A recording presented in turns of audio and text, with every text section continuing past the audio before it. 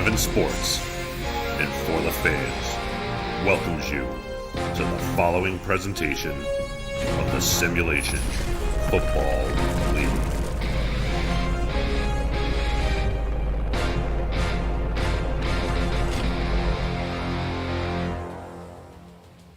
The bold new city of the South, aka Jacksonville, Florida.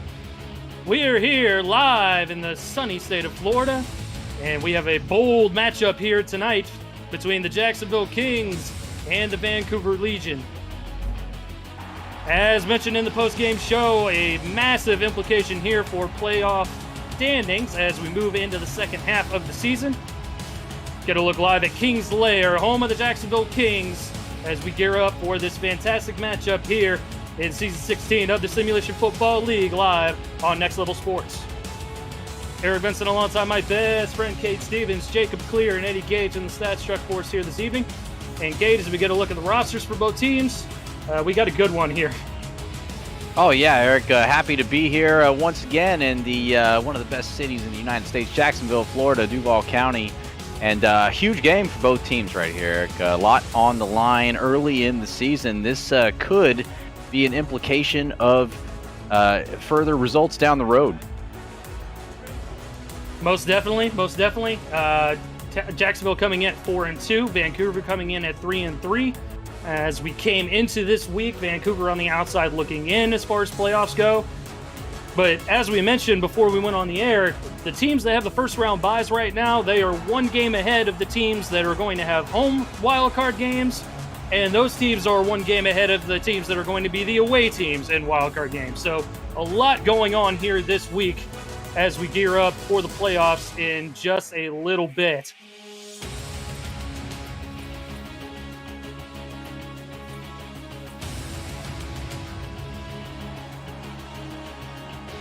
Jacksonville going to kick the football off to start the game.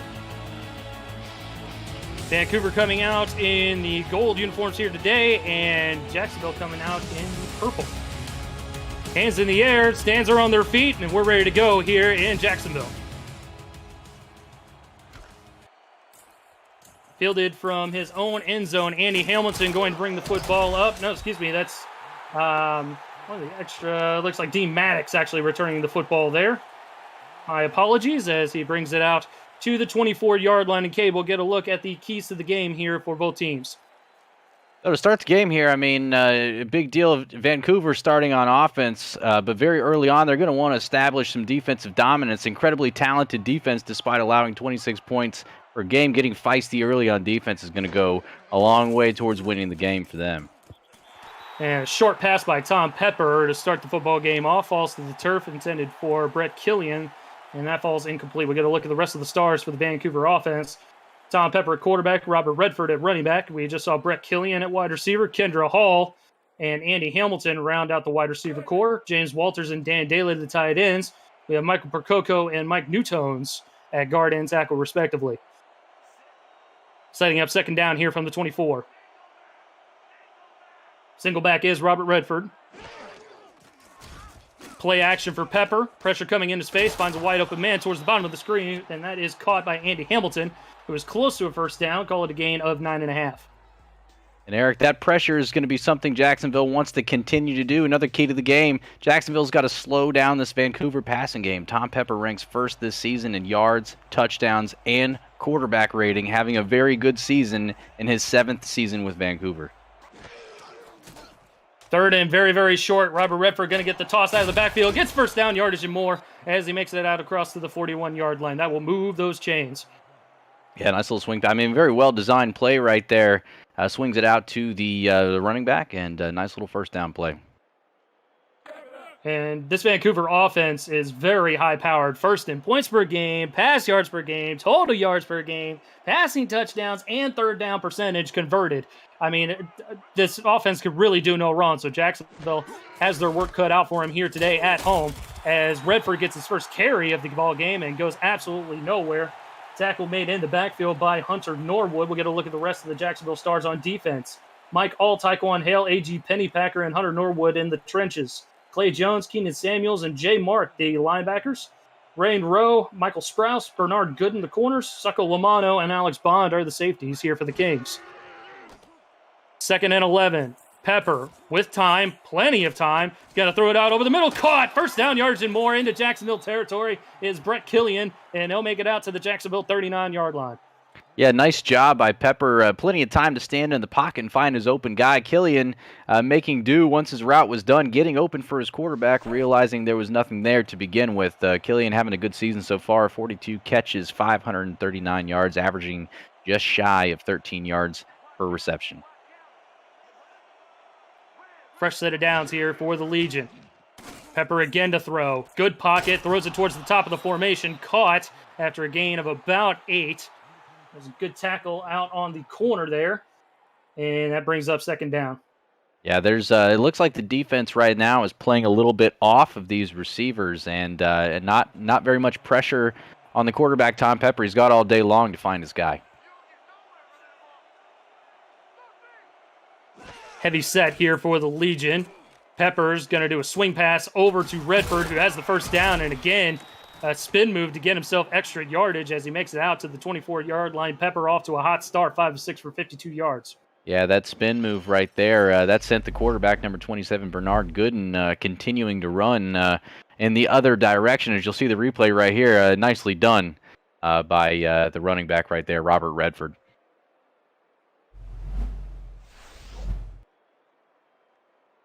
Brings up another fresh set of downs here for the Legion as they are cruising on this opening drive of the ball game. 8 minutes to go here in the opening frame as Pepper sets up in the gun. Redford sidecar left. He's got 4 wideouts split across the formation. Pepper airs it out. Middle of the field. Caught. Touchdown, Legion. What a throw and catch on that particular play right there. And Brett Killian was the man for Tom Pepper on this particular drive. 3 catches, grand total, and the big touchdown to cap it off. What a throw and catch, and that is exactly what they've done all year long. That is the high-powered offense that we've seen Vancouver put out, and they're continuing to do it again today against Jacksonville. Pepper 6 of 7 on that drive, capped off with that 22-yard passing touchdown to Killian. It was an 8-play, 75-yard drive altogether for Vancouver. Good snap, good hold for Roman Rakowski as he knocks the extra point through. 7-0 ball game as the Legion take the lead on their opening possession. Yeah, fantastic drive. I mean, Jacksonville's going to have to figure something out, whether it be an adjustment in coverage or potentially sending a little bit more of a blitz as we go forward right here. But Pepper, most of that drive, had just about all day long to find his open guy. And Jacksonville coming in with an impressive defense as well. Pass yards, they kind of rank towards the middle portion of the league, and maybe that's what Tom Pepper and company saw in the game plan here leading up to this ball game, as Jacksonville will get the return out to the 33-yard line, returned by Mike St. Green. And the Kings have never lost in the history of their franchise against Vancouver at home. So that's certainly a topic of conversation here for Jacksonville today. Yeah, it's going to be interesting to see if they can hold on to that streak. I mean, they got a lot of work to do. This drive right here might be a telltale sign on what we're going to see today.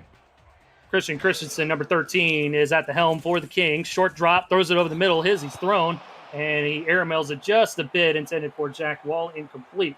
Get a look at the rest of the stars for the Kings on offense. Jared Willis at running back, Iggy Swift the fullback, Grayson Willis, Mike St. Green, and Ken Goss at the wide receivers. And we've already seen Christensen and Wall. That rounds up the stars for Jacksonville on offense. Brings up 2nd down from the 33-yard line. 7:44 to go here in the first quarter.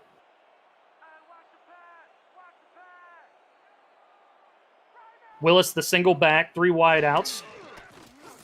Christensen will throw again. He checks it down to Willis, who has some room coming out of the backfield.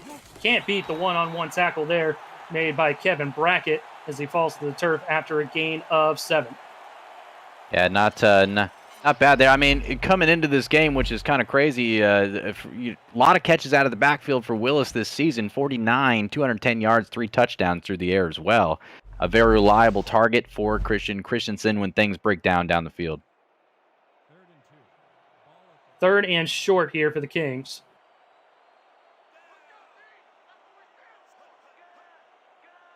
Tight end, 2 wideouts, and he's also got Willis as it's play action. Christian again, he's thrown and again air mills it as he was looking for his wide receiver over the middle, a diving attempt, but I think the hit might have jarred the football a little bit too high, and that's a 3 and out for Jacksonville on their first possession. Yeah, he's going to want that one back. I mean, just about another half second, and that ball is completed, and easily in the end zone is the wide receiver, Grayson Willis, as he was wide open. Unfortunately, the hit on Christensen as he's letting go of the ball caused it to sail, and Jacksonville is going to go ahead and punt this one away. Howard McCoy, the punter. Pressure coming, gets it away. Fair catch called for and made at the 26-yard line by Dean Maddox. And that is where Vancouver will take over for the third possession of the ball game, second overall for the Legion. And that Jacksonville defense this time around, Eric, man, they got to get something done as far as making Tom Pepper a little bit uncomfortable in that pocket. I mentioned it a couple times already, but last drive, all day long to make his decisions. We'll see what the Kings defense has in store for Pepper and company on this drive. Pepper, short drop.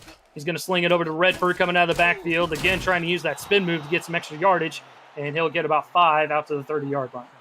Yeah, not a bad little play right there. And just enough was there a little bit of penetration on the right side of that offensive line, causing a little bit of a high pass.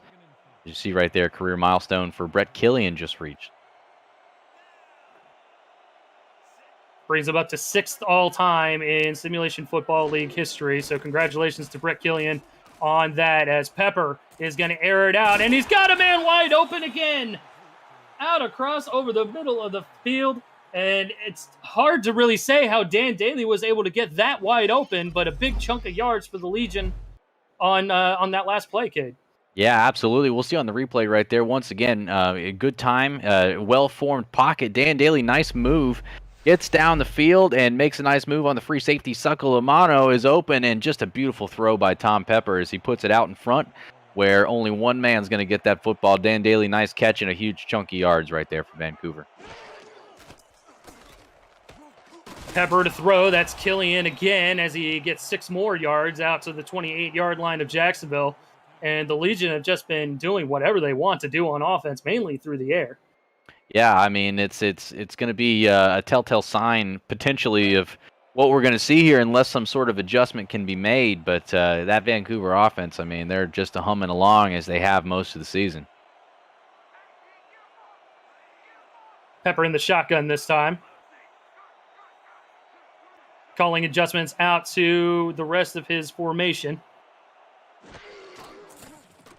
Play action for Pepper. Pressure coming. Shuffles. Throws it over to the top of the end zone. Touchdown, Brett Killian. Are you kidding me? Two already. Gets the milestone on the last drive, and on this one he doesn't play around. Gets wide open. The defense looks like they lost him. Had no idea where he was. And good recognition by Tom Pepper tossing that one up to the wide open Brett Killian, who comes down with it. And wow, folks, I mean, we're just a few minutes into the first quarter here, and it appears that Killian's already having himself a day. Yeah, unofficially 5 catches on 6 targets for 93 yards and 2 touchdowns in maybe a half a quarter. Yeah, there's a lot of guys those are who'd wild be really, numbers. yeah, a lot of guys who'd be really happy, Eric, taking that for an entire game. And this man has taken half the first quarter and made it his own. And wow, just got to find a way to slow him down if you're that Jacksonville defense now staring at a 14-0 deficit. 14-0. Your score as Rakowski nails the extra point. 4 plays, 81 yards, a 34-yard passing touchdown from Pepper to Killian. And Pepper also getting his own milestone with that last touchdown pass moves him into 9th all-time in passing touchdowns in league history. So congratulations to Tom Pepper with that one as well. So all sorts of milestones happening in just half a quarter as Vancouver is coming out guns blazing against this Jacksonville Kings team at home. A place where they've never lost a football game against Vancouver, and man, they are on their heels in a hurry. Yeah, no kidding, Eric. I hate to say this early in the game that this is a must-have drive, but the way this feels so far, in my opinion, you got to get a little something done. 3 and out is going to be an absolute disaster right here for Jacksonville. And that's not a good start right there as Willis gets the carry and goes absolutely nowhere. Coverson getting in there and making the stop. We'll get a look at the Vancouver defense quickly. Achilles Papatanis, Mike Coverson, Gerald Giudice, all in the trenches. Kevin Brackett, Josh Farnsey, the linebackers. Kyler Murray, Ashley Rose Finch, and Dean Maddox, all the corners. Major Key, Mark Lopez, and Nate Hall rounds out the defensive backfield for the Legion. 2nd and 11, offset I for Jacksonville. Christensen shuffles, throws on the run right into a defender. I'm shocked that the linebacker didn't pick that one off. Josh Farnsey was literally right in the middle of that pass, and it hits the turf. Yeah, I think Farnsey wants to have that one back for sure. The rookie linebacker right there hits him just about in the hand right there, and unfortunately, I don't think he was expecting it. And therefore, ball bounces to the turf. Jacksonville lives to fight a nice 3rd and 11 right here. This is a big play very early in the football game. Agreed. As you mentioned, the 3 and out here for Jacksonville is not going to get it done, and that's going to cause issues going forward, as that's not going to get the first down at all, as Ken Gossett able to get about 4 or 5 yards over the middle. And again, we have 2 3 and outs right away for the Jacksonville offense, and their offense is sputtering. Yeah, not looking great so far. This is going to be a time that I think as they head to the sideline, they need to sit down, regroup, and come up with a plan. See what they're seeing in that Jacksonville defense. With that Vancouver defense. Vancouver defense is doing a fantastic job slowing them down. Maddox gets the return out to the 37-yard line, and that's going to be where Vancouver takes over once again. And man, oh man, it's just all Vancouver. There's not really anything to report as far as Jacksonville goes on the stat sheet. Meanwhile, all through the air, Tom Pepper is just having his way. Robert Redford has 1 carry. Otherwise, it's been all air all the time for the Vancouver Legion. Yeah, I mean, they've got no reason to get away from it until it doesn't work anymore. As you see, once again, on 1st down, they're going to go ahead and toss it out of the backfield to Robert Redford for about a 1-yard gain. But still, yeah, I mean, Pepper, you see the stats right there, 152 yards, 2 touchdowns, and Christensen 13 yards and nothing to accompany it. I mean, yeah, like I said, Vancouver's got no reason right now to go away from the pass game. It's working, and it's working to an extreme extent. Good start for the Jacksonville defense as it limits the damage to a 2-yard gain on that 1st down. Brings up 2nd and 8. Pepper again to throw. Pressure coming back towards Pepper, and he's able to get it away to Kendra Hall for a minimal gain. Brings up 3rd and manageable. So Jacksonville, it looks like they're getting good penetration, Kay, but this offensive line is standing tall here for the Vancouver offense. Yeah, offensive line doing a good job. That's something the interior defensive line of Jacksonville has always been good about, getting up and causing a little bit of disruption, particularly Hunter Norwood. And unfortunately, they just haven't been able to get home, as you see right there, as Tom Pepper and once again, the woman, Kendra Hall, making mincemeat of that 3rd and 6. And she's been 2nd in the SFL in touchdown catches this season. Got 2 of them in a loss last week against Baltimore. A very close game against the season 15 champs.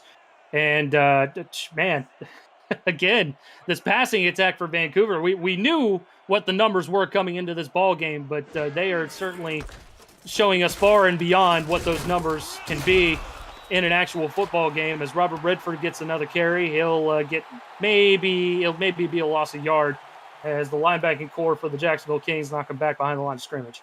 Yeah, as far as the run game goes, and that shows you, I mean, it's just evidence of why the passing game has been so successful. Jacksonville has been, I mean, it's just the 2nd or 3rd run in this football game for Robert Redford, but he's gotten absolutely nothing done until this play right here where he coughs it up, Eric. Coughs it up. Yeah, recovered on the play by one of the offensive linemen, thankfully for Vancouver, but that's really the only blemish this offense has had all game long so far. For sure. Yeah, for sure. I mean, and this is the first time we've seen them run the ball 2 plays in a row. It's been mostly through the air because of how successful they've been, and Jacksonville has actually done a really solid job stopping the run. But here they find themselves at a 3rd and 9. Percoco able to cover the football up on the play before, and Vancouver able to convert off of Percoco's soft hands as Collins makes the reception and moves the chains out to the 31-yard line. Pepper continues his red-hot start. Yeah, I mean, the placement of the throw on that pass right there was absolutely phenomenal. I mean, I'm envious of the ability right there as he throws it just behind the receiver, a place where only he can go back and get it, gets the first down, they move on. Pepper's 7-step drop floats it over to the far sideline, and that's caught by Dan Daly, who had a very long pass catch earlier in the quarter. He makes it out to the 23-yard line as we approach 60 seconds to go here in the opening quarter.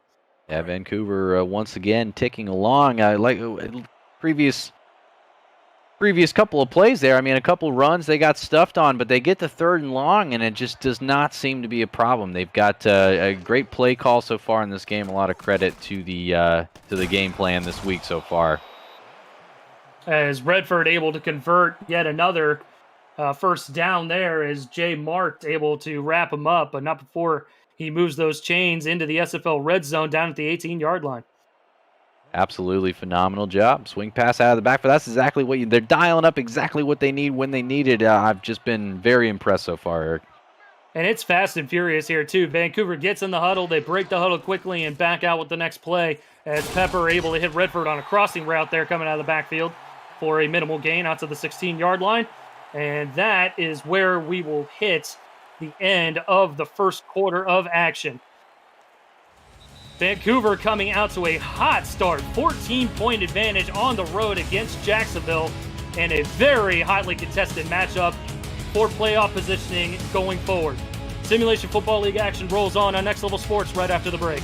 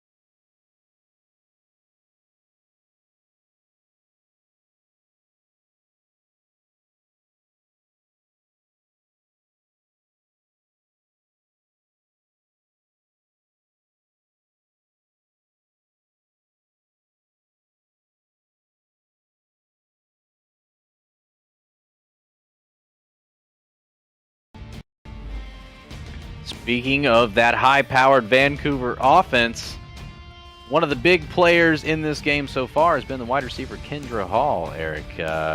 Absolutely phenomenal job. As you see right here, 8-yard touchdown catch last week against Baltimore, 1 of 2 in the game. Believe it or not, 6 on the season. Second in the SFL. And adding another big play here in the opening quarter of action as well. But, man, Killian's been the star in this offense here today. Going through one quarter of action. But, man, Kendra Hall, 2 catches, 23 yards to start things off. 2 touchdowns just a week ago. I would not be surprised to see her name in the end zone once again. 2nd and 8 from the 16-yard line. Pepper airing it out. End zone. Incomplete. Could not get the foot down And that was, in fact, Kendra Hall trying to pad the stats again and get another touchdown grab, not to be. Yeah, very close. I mean, almost perfect timing right there. Does she find herself on a beautiful post going towards the field goal post right there, and almost comes down with it, unable to get the foot down in bounds. But wow, that was real close to making this one start to look a little ugly. SFL Nation calling for a red flag, but no red flag on the field as Pepper throws a dangerous pass as pressure was coming right in front of him. It falls to the turf, brings up 4th down, and Jacksonville finally gets a stop. Yeah, good stand by Jacksonville right there. That's exactly what they needed after they very nearly gave up another touchdown to a wide-open Kendra Hall. The defense stands up after that one, and Vancouver forced to settle for a field goal. 33-yard attempt for Rakowski.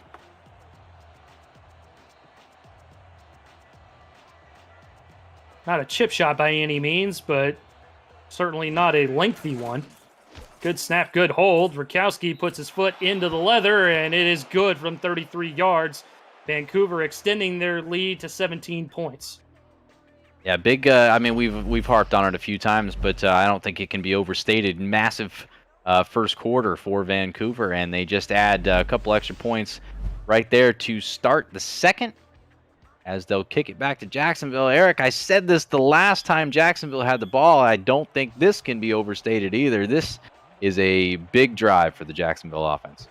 Big drive, and one of your keys to the game was for Jacksonville to slow down this Vancouver passing attack, and they have not done so far, so they're going to have to find some sort of offensive momentum themselves as the return gets out to the 29-yard line. Christensen just not able to get anything going so far, as Gossett has a catch, Jared Willis has had a carry or two, but really nothing to report as far as the offense is concerned.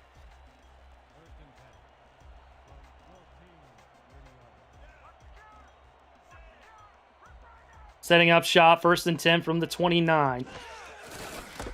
Handoff to Willis, trying to find a hole, get some yardage out across to the 37-yard line. It's going to be a gain of 8 on 1st down, and that's definitely keeping them ahead of schedule. That's what you need to see from the Kings offense. For sure. And in a perfect world, if they can get more runs like that out of Jared Willis, that would be ideal for them. I mean, take 5 yards, 8 yards here and there, and kind of chunk it down on that Vancouver defense, tire them out, and take advantage of the play action through the air. In a perfect world, I think that would help get them back in the game. Heavy formation instead is going to check it down quickly, and that's Jack Wall with the catch and the 1st down out to the 41-yard line. So Jacksonville finally getting a 1st down and not getting one until the 2nd quarter.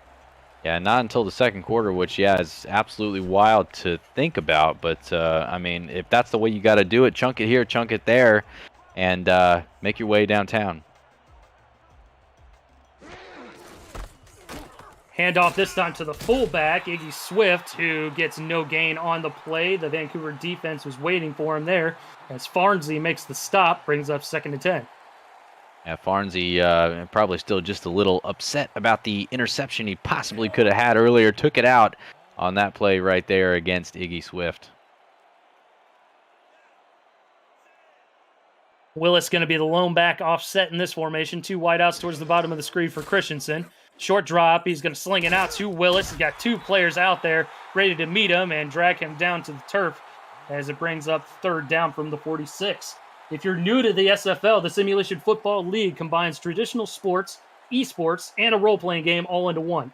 Team strategies are being executed in real time by our simulations as real-life players compete on the virtual gridiron. For more information about the SFL, visit our website, simulationfl.net. The SFL, we put the fan in fantasy, as Jared Willis trying to get the 1st down and gets inches shy of crossing the line to gain, as they'll mark him down at the 49. That's maybe a chest hair shy of where he needed to be. I'm a little crazy, Eric, but I think I might go for this one. No, you're not crazy. You're not crazy. And I don't think Jacksonville's crazy either, as they're coming out with the offense. Look at the spot of the ball right there. I mean, maybe even more challenging. No red flag to be seen. Christensen will run a play. He's going to air it out into traffic and incomplete. I don't know why he threw it that route. He had the back coming out of the backfield, Willis, and instead he throws it into traffic. Turnover on downs. Vancouver takes over. Wow. That's wild. I mean, you've got a guy in the backfield who averages 4.5 yards a carry in the season so far. Highly reliable to get even just a couple inches if that's all you need. And even himself, if he decided to take off to the right on that one, I think he could have found himself a lane for a few yards. And wow, I just unfortunate circumstance right there for Jacksonville. I do not disagree with going for it. I told you I'm totally for it. But the decision to throw, questionable, to say the least. And Redford fumbles for the second time in the football game. This time Jacksonville covers it up, and they get their first turnover of the ball game. What a break that was right there, Eric, as they just turned the ball over on downs. And the very next play, great defensive play by the Jacksonville Kings. As you see right there, coming in with the big hit, laying the lumber, is the big linebacker Clay Jones, knocking the ball out. And Jacksonville gets on top of it, takes right back over at the Vancouver 48-yard line. What a defensive stand right there. I believe that was Taekwon Hale that got in there and covered the football up, giving life to his offense, and man, does Jacksonville need it here. Setting up shop with actually a little bit better field position than where they ended it at the 48-yard line. Christensen throws it over the middle, couldn't quite complete the pass as that was heavy traffic over the middle. Grayson Willis, the intended receiver. Yeah, nice little, a solid attempt right there, just unfortunately broken up and batted away. 8:05 frozen on the clock here in the first half of play as Jacksonville sets up 2nd and 10 from the 48 of Vancouver. Willis is sidecar right, Christensen in the gun. Christensen, pressure coming in his face, and he's going to go down. Vancouver gets their first sack of the ball game, and that was Gerald Giudice coming in from his defensive tackle spot to make the stop. Gerald Giudice in his first season over from Chicago with Vancouver here. A big play for him right there on 2nd down, making this a much more difficult 3rd down attempt for Jacksonville. And more difficult is not what the Kings need here, as they have struggled all game long to get anything going offensively. The Vancouver defense has stood very tall here today in Jacksonville. Christensen throws it off his back foot and incomplete. There were plenty of gold jerseys in that area. I am not sure what he was thinking on that play, and it falls incomplete. So Jacksonville will at least get an opportunity to pin Vancouver back. Yeah, kudos on that play right there to the wide receiver, number 84, Ken Gossett, who was able to get in there and knock that one away. My goodness. Good defensive play by the receiver right there to save the interception. And Jacksonville is punting this one right back to Vancouver after a very interesting series of events. McCoy boosts the football down as Maddox is able to collect it. At about the 10, he'll make it out to the 14-yard line, so still a punt inside the 20 there for Howard McCoy. And Jacksonville will see what they can do after putting Vancouver back in less than great field position.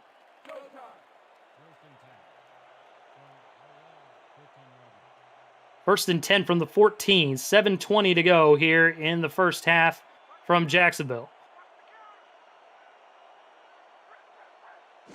It has been all Vancouver here in this ball game as Pepper is going to sling it out to Redford coming out of the backfield. Little shimmy step there, and he's able to get maybe a yard or two extra. Gain of 7, and that was some nifty moves there by the veteran running back. Yeah, nice job by Pepper hitting him in stride. Almost let him out of bounds, but a good job on the footwork by Robert Redford to stay in. And yeah, like you said, Eric, he was real close to getting upfield right there before he ran out of real estate. Which was kind of hard to believe considering his back was, he was literally up against the sideline. I am not sure how he got anything extra out of that play. But it brings up 2nd and very short for Vancouver. Pepper going to throw it down to a wide open man. That's Brett Killian. He's been very popular in this offense here today, catching 6 of 8 targets. 6 of 8 targets. I'm pretty sure that puts him over 100 yards on the day as well, with a couple of touchdowns to go with it. Very impressive catches and an already very impressive day for the wide receiver, BK12.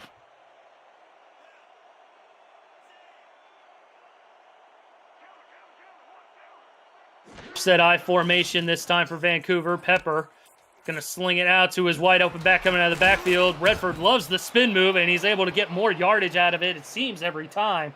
as he's able to get 6 out of the deal on first down. Yeah, nice. I mean, fought for it. Hit just not too far past the line of scrimmage and fought his way up the field for a grand total of 6. Nice job and a good show of toughness right there for Robert Redford. Loading up the backfield this time, Redford with a big old hole up the middle, and he gets first down yardage out to the Vancouver 40-yard line before he is met by Alex Bond. Yeah, you can tell that this Vancouver offense is starting to wear already on this defense of Jacksonville. Very early on, Jacksonville doing a fantastic job slowing down Redford in the running game, and all of a sudden, Robert Redford finding some space in between those D tackles. Pepper in the gun now. Jacksonville showing blitz. They're backing out of it. Pepper going to air it out over the middle. High-pointed and caught. Kendra Hall with the big catch down to the Jacksonville 24-yard line. First down. And that is what has made Kendra Hall so special in this Vancouver offense so far this season, is the ability to go up and get those passes. Pepper throws this one up, hoping his receiver can make a play, and that's exactly what she does. Fantastic catch and a first down for Vancouver. And again, this passing attack, we knew what the numbers were coming into this ball game, Cade. First in the league, averaging 363 yards through the air.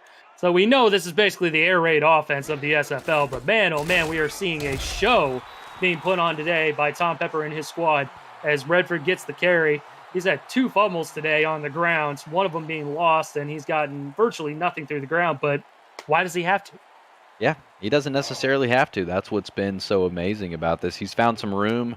The last few times they've tried to run the ball, like you said, unfortunately, he's put the ball on the ground twice. But, you know, every time it doesn't work out, this passing game comes right back and just makes right back up for it. Pepper, 7-step drop, blitz coming. He's going to fire a laser over the middle and incomplete. He was looking for his receiver in the end zone. Good coverage, though, by the secondary. Bernard Gooden was out there, as well as a couple other members of the Jacksonville secondary. I saw Alex Bond back there as well, and it falls incomplete. Yeah, Bernard Gooden getting his hand up there and knocking that one away. Fantastic defensive play by the big cornerback right there. Excuse me, and a good job, you know, not appreciated, I guess, as much on this particular play, but Jacksonville really getting the pressure in on Tom Pepper on that one. He had to let the ball go potentially before he wanted to, and couldn't quite get it there. The cornerback Gooden making a nice play. In the gun, play action again for Pepper. Pressure again in the middle of the end zone. Touchdown, Vancouver. Kendra Hall adds another touchdown grab to her season stat line. That puts her up to 7 on the season, and that's going to be the one that makes up for the one that she missed earlier. Kendra Hall, what a fantastic play right there as she cuts across the middle, beating the cornerback Gooden, who made the play on the last play, and a nice catch and a nice throw right there. Very well set up. Vancouver is just pouring it on at this point. Our broadcast director, Mike Dagg, said it best over there in the chat on twitch.tv/FTFnext. Wow, the route is on. Yes, indeed. At this point in time, it certainly appears that way, my friend. And it didn't even matter what the field position was. They were pinned back all the way back at the 14-yard line, and Vancouver puts together an impressive 8-play, 86-yard touchdown drive, capped off with that touchdown pass to Kendra Hall. And Vancouver is up big here in Jacksonville. Oh, yeah, that just shows you the ability of the offense. I mean, there's no better way to put it. When you put them in a situation that they were in and they just make mincemeat out of it. It just, Vancouver's offense is humming and humming and humming. Their defense has been what has held them back ever so slightly this season. And their defense has really showed up today, too. As you can see right now, 24-0. They've not let Jacksonville, and what has been a very successful offense for them, do well. As you see right there, the return man, Mr. Mike St. Green himself, getting a nice return on the kickoff there, Eric. And, you know, there are various portions of this team that are trying their best to give Jacksonville the best chance to get back into this football game.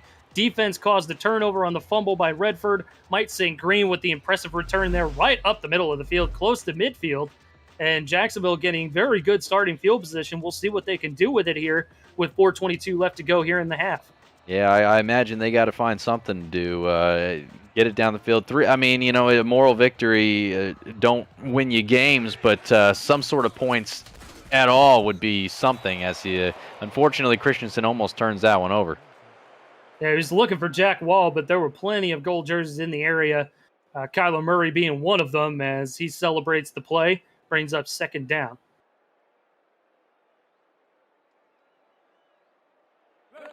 .4:19 to go here in the second quarter of action. It has been all Vancouver here in the bold new city of the South, Jacksonville, Florida.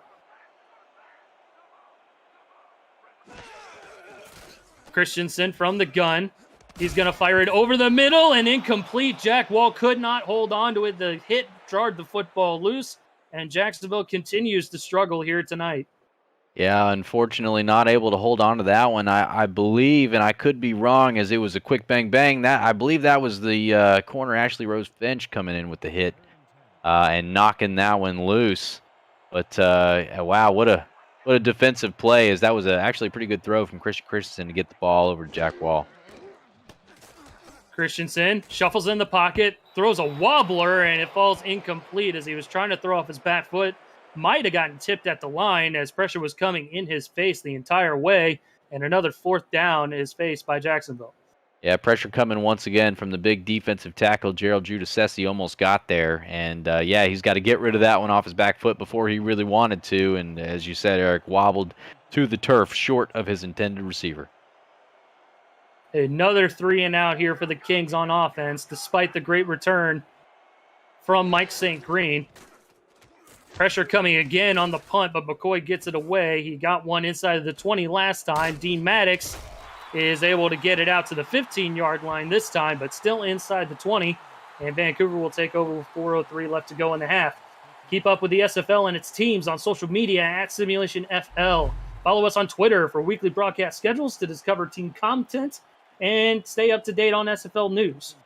Let us know who your favorite team is or how you enjoy the broadcast each week with the hashtag Make an Impact. Thanks for your support and your viewership of the Simulation Football League. Handoff, Redford gets nowhere. In fact, loses plenty as that defensive front line here for Jacksonville able to get a stop. A.G. Pennypacker, that's your boy right there, Cade. Yeah, A.G. Pennypacker coming in big time. That's his 7th tackle on the season as he gets back and makes a nice one for a loss, about a 4-yard loss there on first down. Vancouver coming out in an I formation this time with the clock running. Another handoff by Redford, and he is stopped right at the line of scrimmage. All purple jerseys everywhere as Redford gets maybe a yard out to the 12-yard line. Jay Martin Company able to make the stop. Yeah, fantastic job. I mean, they're swarming in. I think they can tell that the run game had become a little bit of a priority for Vancouver as they're sitting on a comfortable 24-point lead, and Jacksonville doing a nice job trying to slow that down. Jacksonville showing the blitz, backs out of it, throws a crosser to Kendra Hall, who makes a nifty one-handed grab, but ends up just shy of the line to gain at the 22-yard line. And man, oh man, in the quarterback comparison here tonight, there is no comparison. Yeah, it's very clearly leaning very heavily in one direction as Tom Pepper has stolen the show here in Jacksonville, as Vancouver has done just about anything they wanted to do. And it just, yeah, absolutely wild night so far for the Vancouver offense. But the good news for Jacksonville here is that they forced the stop. They're going to get a return here from the punt and hopefully get decent starting field position here again, as it's fair caught by Mike St. Green at the 44-yard line. Again, good field position for Jacksonville to work with. We'll see if they can do anything with it, though, because they've had really good field position here for most of the ball game and just haven't come away with anything. Yeah, last 2 drives in a row. So one started at the 48 of Vancouver, one started at Jacksonville's own 48, so towards midfield, both of them. This one's starting at the 44. They didn't do anything with the last 2. Christensen sidearms it over the middle. Ken Gossett, good spin move as he makes it out across to the 39-yard line. Good hit by Dean Maddox, decleating Gossett, but not before he gets the needed yardage. Yeah, fantastic job. That's easily one of the best offensive plays that they've had so far in this game, and exactly what they need to try to break back into this one as they go 2-minute offense here, as there's just about 2:12 ticking down in the first half. We'll see if they can get one more playoff here before the 2-minute warning. I'd imagine they would try to get one. And they will. Hand off to Jared Willis, trying to find a hole, and he'll get maybe a couple out to the 36-yard line. Mike Coverson with the tackle, and we've hit the 2-minute warning here in Jacksonville. Vancouver has taken a commanding lead here in the first half. More Simulation Football League action on the other side of the break on Next Level Sports. Stay with us.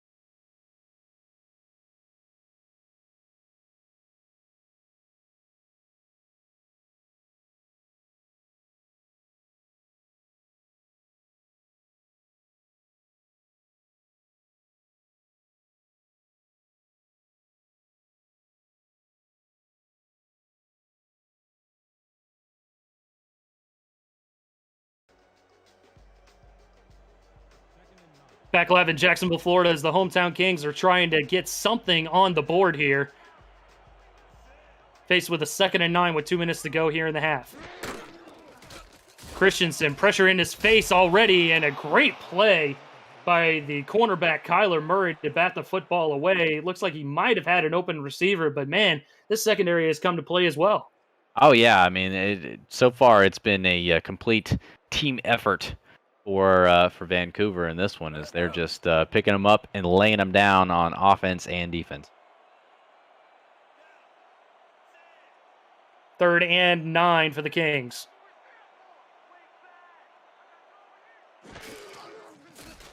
Christensen, short drop, shuffles in the pocket, throws it over the middle, caught. First down, out to the 24-yard line for the Kings.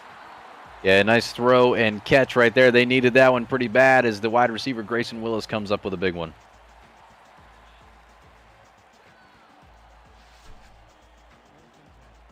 Christensen taking his time as the clock rolls, 1:35 and counting.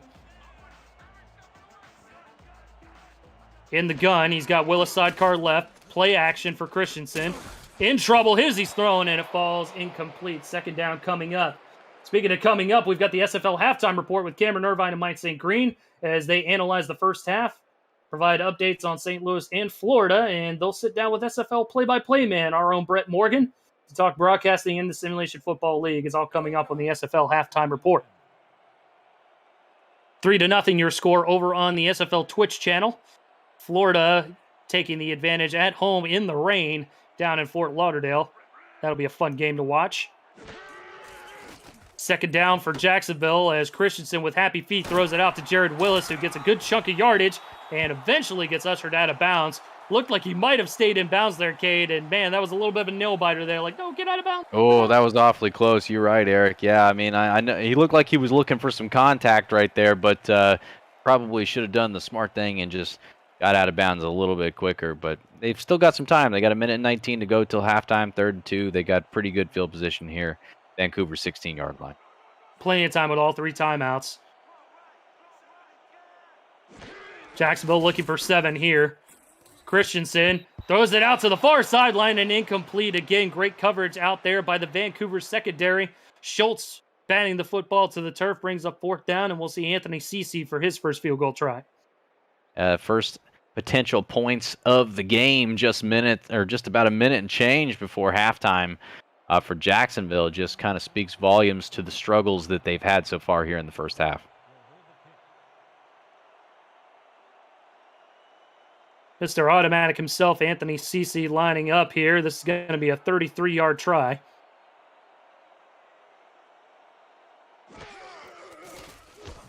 Gets the snap down. Kick is up and away. It is through from 33 yards, and Jacksonville finally gets some points on the board to make it a 3-touchdown game.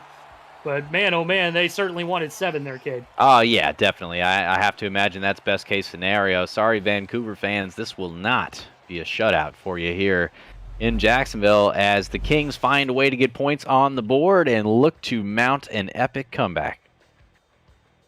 Epic comeback starts right here. I thought it, you know. I knew you did. It was a little bit of an alley-oop, you could say.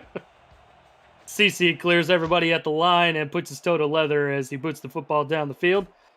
Maddox will field it deep in his own end zone and think better of it, taking a knee, bringing it out to the 20-yard line with 1:11 to go here in the half.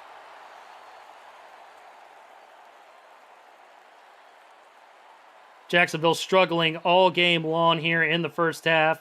Have to anticipate some adjustments being made by the coaching staff as they go into the locker room for the half, but they'd still got to get one more stop here on defense to stop the bleeding.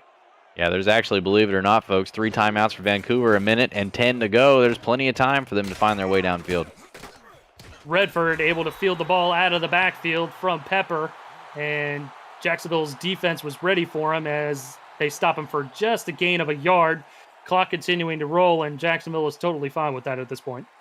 Yeah, I have to imagine that they're not too upset about the fact that the clock is rolling here. The less damage that can be done by Vancouver on this drive, the better it will be. Single back is Redford. Handoff to Redford. He bounces it to the outside, has room, and eventually gets tackled at the 27-yard line as Alex Bond able to make the stop. Redford a little slow to get up and then bounces back up. Clock continuing to roll, and I think we'll probably hit a halftime before too long here, kid. Yeah, this may take us to halftime. They might try to run one more play for the heck of it, but we're just about there. Pepper from the gun. He will take the snap. Play action pass. Pressure in his face. Going to air it out deep, and it is incomplete. Looked like maybe Succalamano was going to take that right off the back of Kendra Hall, but it falls to the turf with 3 seconds to go. Almost, yeah. A phenomenal effort by Lamano to go up there and try to get it, and Hall loses track of the ball in the air. If she's able to turn around in time, she might be able to snag that one out real quick as well. But, yeah, that was a little bit of a circus event right there. So we're going to see a punt by Vancouver. Brian Patrick, the punter.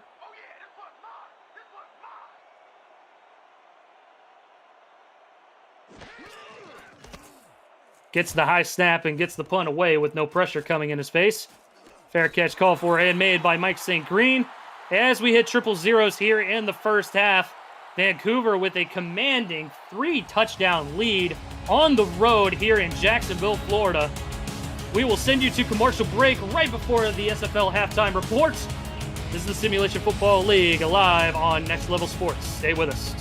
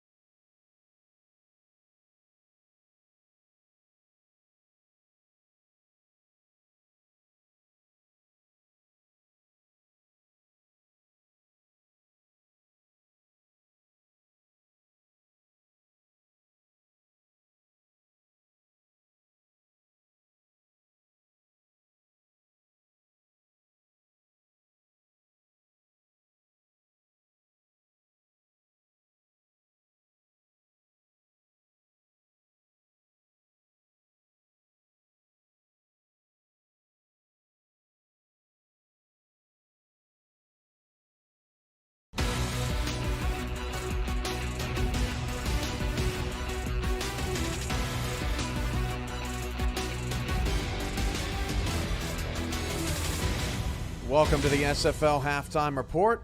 Alongside Mike St. Green, I'm Cameron Irvine, and eventually I will show up.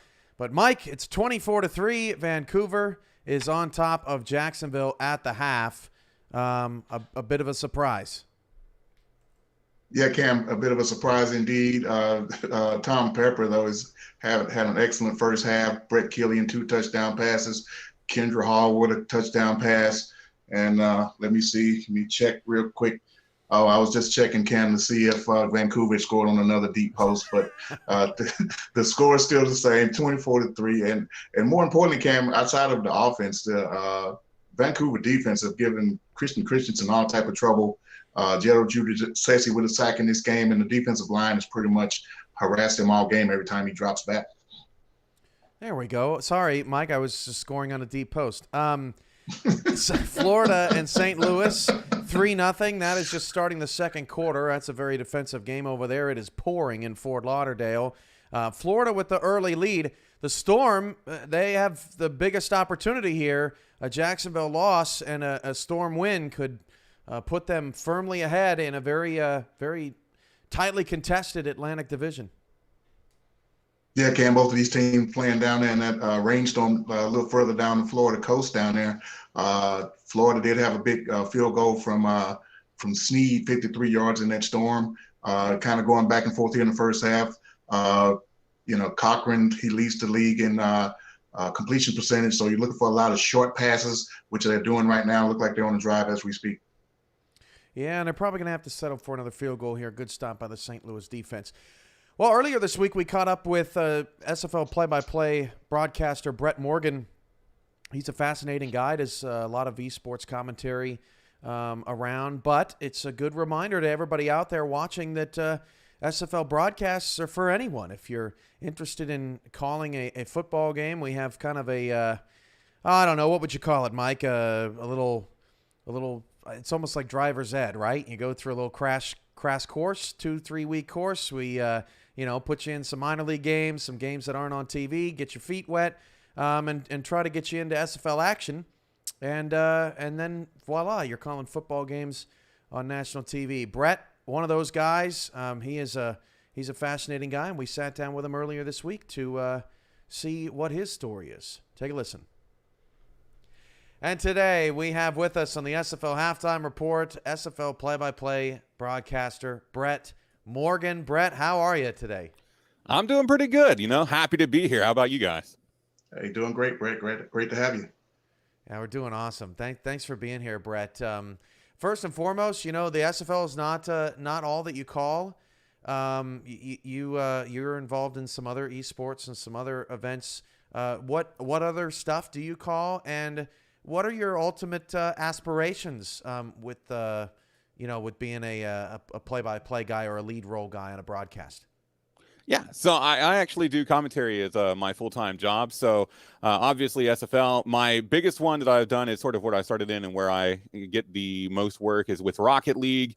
But I do other games as well. I've cast a couple of different Call of Duty events, a couple of Valorant events, and I'm always looking to try and get more. But essentially, my end goal with all of this is just to continue to at least be in some sort of position to do commentary full time, because this is just what I love to do. I love production. I love commentary. It's really what I enjoy doing. Brett, I specifically remember the first time I heard you on the SFL broadcast. It was a Carolina-Jacksonville game last season, and it really made me stand up and pay attention to you when I did hear you. Is there anybody in particular, past or present, that you model your style or delivery after? Yeah, actually, one of my big favorites growing up, because my family was a really big sort of college football family, is Brad Nessler. His style and delivery of a lot of, especially the SEC, because I grew up in Georgia, just sort of stuck in my brain. And I remember as a kid, looking at that and being like, wow, that's so cool. They get paid to be in this air-conditioned room watching football. That's got to be the greatest thing ever. Plus, they get to talk. But then, as I got older, and then as I started getting into commentary, I started looking back at some of his stuff, because that was what was in my mind as sort of, what commentary should sound like. And so I took some from him. Some of it's developed myself, but a lot of influence from Brad Nessler for sure. Okay, yeah, Cam touched a little bit on your career aspirations, but the SFL specifically, what do you enjoy most about the SFL, and the league as a whole? Well, the league as a whole is just awesome. Everybody here is super nice. The way everything is set up is awesome. But I think for me, the what I really love about it is it's just a chance to cast football. It's a chance to commentate over football. I mean, yeah, it's simulation football, but it's still at the end of the day, it's football. These are all characters that people have actually made, and it's really, I think, one of the only times I'll ever be able to cast football unless I'm casting the physical sport itself. So just the opportunity alone is super awesome because this is my favorite sport. So it's a win-win for me. Yeah, there are a lot of people, and I can hear the Nestler influence in there for sure. There are a lot of people that and a lot of entities that can't provide football games to aspiring broadcasters, right? It's a really difficult sport because not a lot of schools play it, or not as many schools play it as other sports. A lot of big corporations are involved in the contracts of those sports, right? So unless you have a job with those companies, they essentially have all the games because all the games are broadcast on national television pretty much. And so it's hard to it's hard to break in to the sport, and the SFL kind of gives that opportunity to anybody out there. Our applications are open on our website, and you can be just like Brett here. But I mean, that's it, right, Brett? I mean, there's not really a place to do football commentary if you were looking. No, there's really not, and it's interesting. Like esports as a whole has been really a primary way for me to even get started with commentary at all. Because before I looked at commentary as a job from the outside, but I'm like, well, how do you actually get into that though, right? Because it's like you say, there's not too many opportunities. The opportunities that are there are on national television. It's not like I can just walk up to ESPN and be like, hi, I would like to commentate for you. They're gonna be like, that's great. We'll see you later. It's so difficult to try and get in. That's why esports specifically, especially right now, is great for getting in. SFL for like people who really want to do football. Like the opportunity that is here for people trying to at least just be able to do it because they love doing it is awesome. Last question for you, Brett. What are your favorite parts of calling SFL games, and what are the challenges? It's a very unique thing because nobody's actually playing anything. You're calling a simulation that's just kind of playing out real time in front of you. What is that like from a broadcasting standpoint compared to some of the other stuff that you've done? Well, I think the biggest thing, and it's the biggest positive for me, is I can I can ignore the fact that it's just essentially AI simulations going against each other. Like when I get set, and even though we're not on camera for the games I've done so far, I still turn the lights on, and I sit there and I put myself in the game, in the environment. Like this is happening. I'm in the booth and we're watching it go. The challenging part, which it's not a downside, but it is the challenging part, is the prep beforehand, making sure I know how to say the names of the players, making sure I remember which numbers they are, so that if something important happens, I don't have to quickly look over at my sheet and back. I can just try and recall it. And preparing the information of like little interesting tidbits or whatnot to sort of say during the broadcast. It's a lot more involved than other esports that I'm involved in. Stuff like Rocket League makes it easy, but I think that sort of challenge is also what makes it really fun.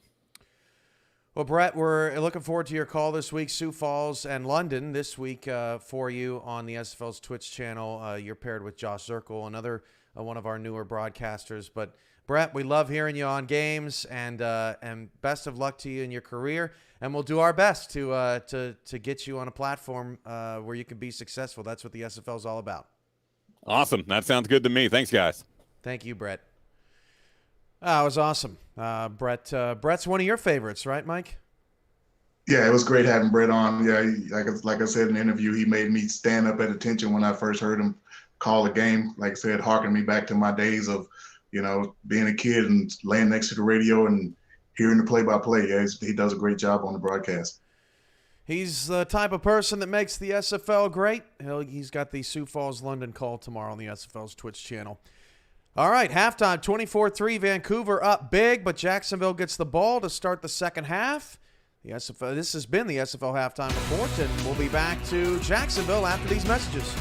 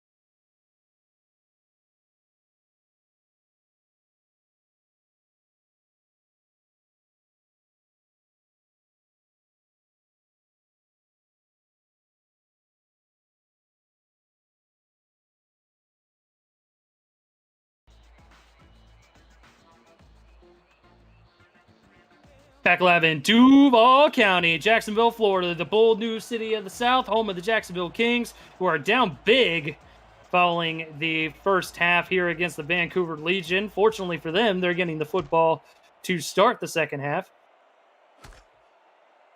Mike St. Green with the return, and he will bring it up to about the 31-yard line. He had an impressive return in the first half that brought it out to nearly midfield, and Jacksonville will start off at the 31-yard line to start the second half. Cade, I mean, really, what is there to say? Like, what do you think Jacksonville has to do here, which I'm sure is a lot? Yeah, I mean, what they really need to do is they need to get together some quick passes here for Christian Christensen, get him comfortable. A couple dump offs to Willis out of the backfield, a couple of short routes. A nice run by Willis right here is going to go a long way towards getting them comfortable, but they've got to find a rhythm. That's something, Eric, in the first half Jacksonville could not get going, was any sort of rhythm on offense. And here they find themselves down 24-3. Absolutely have got to find a way to get something going here. Yeah, that impressive run by Willis is definitely going to go a long way for this Jacksonville offense. We'll have to see what they do here on this 2nd and 2 play. Christensen going to gun it over the middle. Incomplete as it falls to the turf.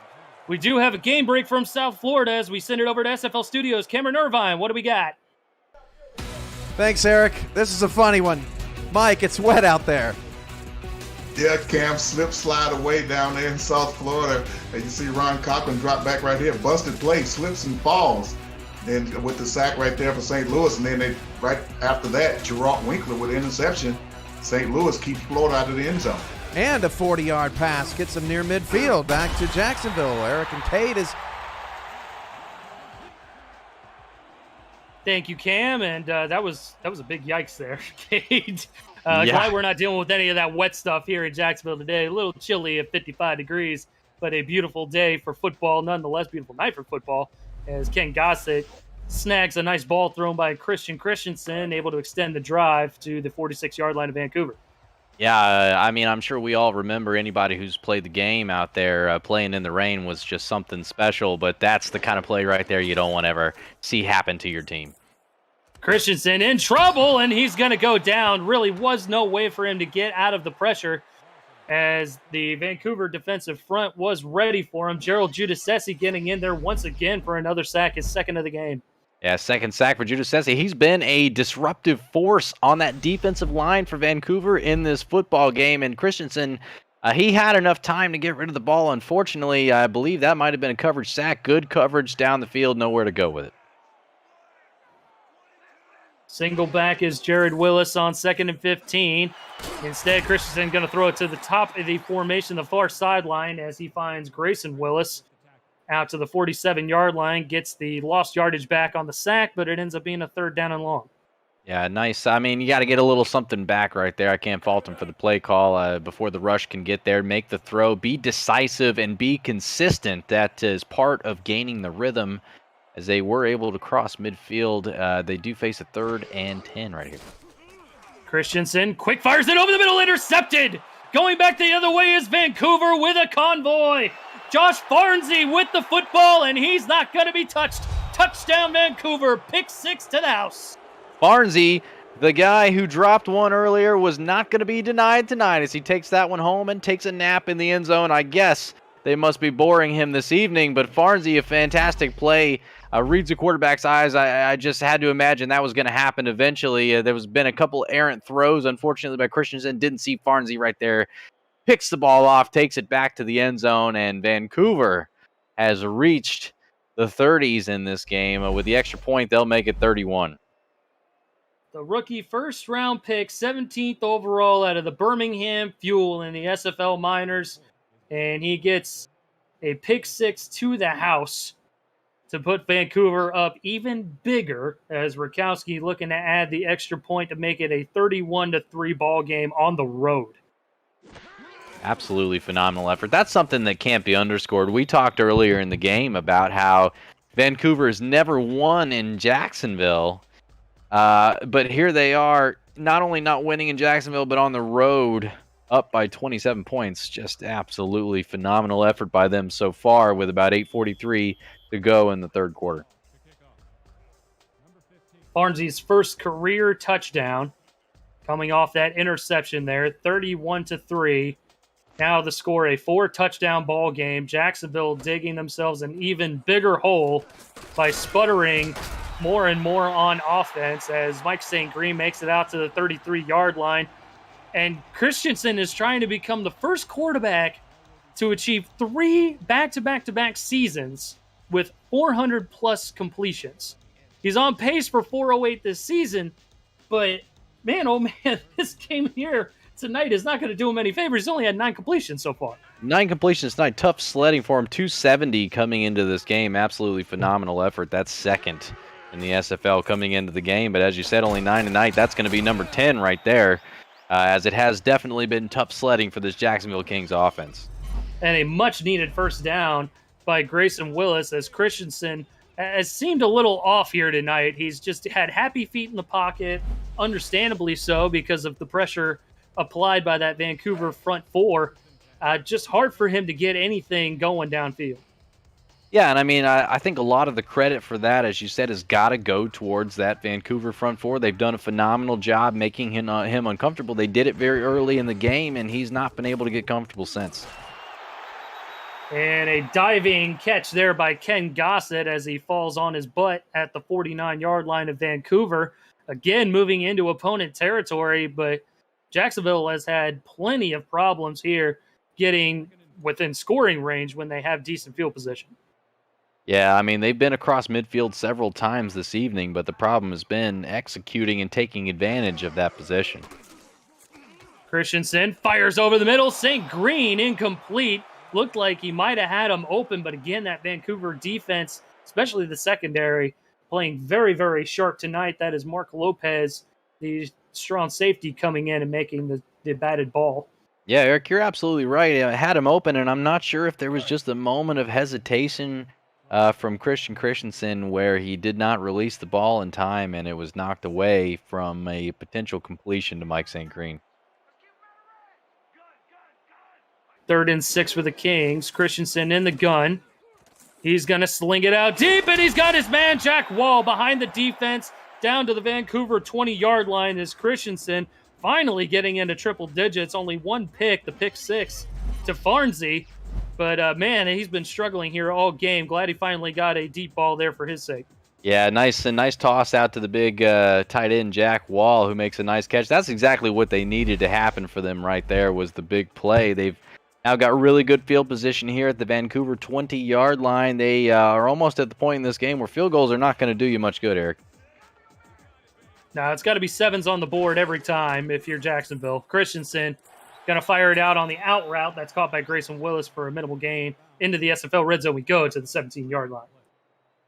I'll take it. I mean, this is we're starting to see some rhythm. This is what we were talking about starting this drive, is we needed to see some rhythm.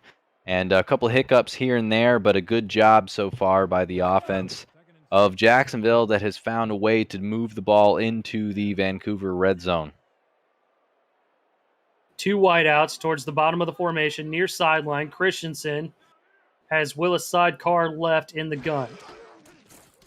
Christensen fires it quickly over the middle. First down, 1st and goal to the 7-yard line as Jack Wall snares another tough pass. Yeah, good execution. I mean, good decisiveness. That's I mean, another thing we wanted to see is as soon as the ball was snapped, Christensen trusted that his receiver Wall was going to be there where he needed him to be, and there he was. Christensen doesn't like something. He's changing things up. Same formation, play action this time. Pressure coming, avoids the first tackler, but he's going to go down. Half a sack for a couple different Vancouver Legion members, as that was disaster all over the place. Stanley Hudson getting in there, and I couldn't quite make out who else it was. Looks like it was Achilles Papatanis, the Greek freak, getting in there. Yeah, Stanley Hudson loves pretzel day, and he also loves sacks, is what he loves right here, as he gets a big one. And I hate to say it, Eric, but they went with the play action to Jacksonville on offense, and potentially should have just gone ahead and handed that one off. It looked like there was a big lane off to the left-hand side. Instead, they're faced with 2nd and goal after a 7-yard loss on the sack. Christensen, again, a short drop. He's going to sling it out to Jared Willis. Tries to throw the stiff arm, but a good open field tackle made by Kyler Murray limits the damage, only a 2-yard gain.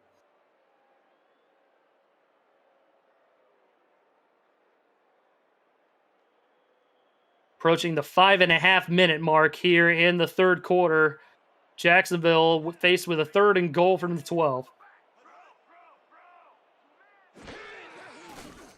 Christensen, 5-step drop, gonna throw it to the back of the end zone, caught! Jacksonville touchdown. Exactly what they needed right there, as the trusty receiver Grayson Willis goes up and snatches that one.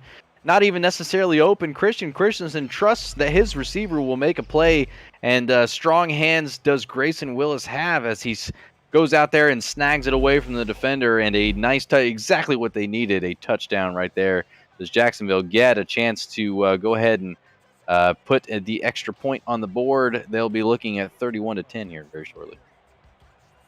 Cade, in a game like this, that is all you can do, because Vancouver's defense has been up to the task here today. There are no wide receivers here tonight for Christensen, and he's got to just put the football where he thinks his boy is going to be, and he's got to make a contested catch as CC nails the extra point to make it 31-10.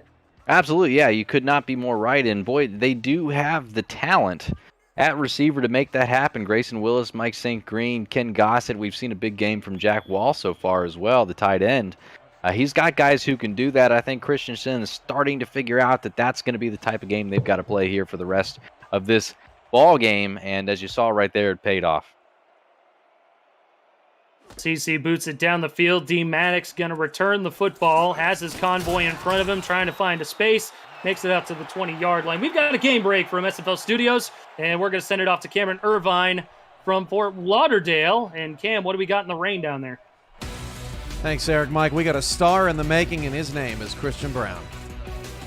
Yeah, Cam, Christian Brown on this play here. Amazing play. You see him drop back, roll out to his right a little bit, and an amazing sidearm throw here to Eagle Mondavi, trying to get St. Louis back in the game down in South Florida.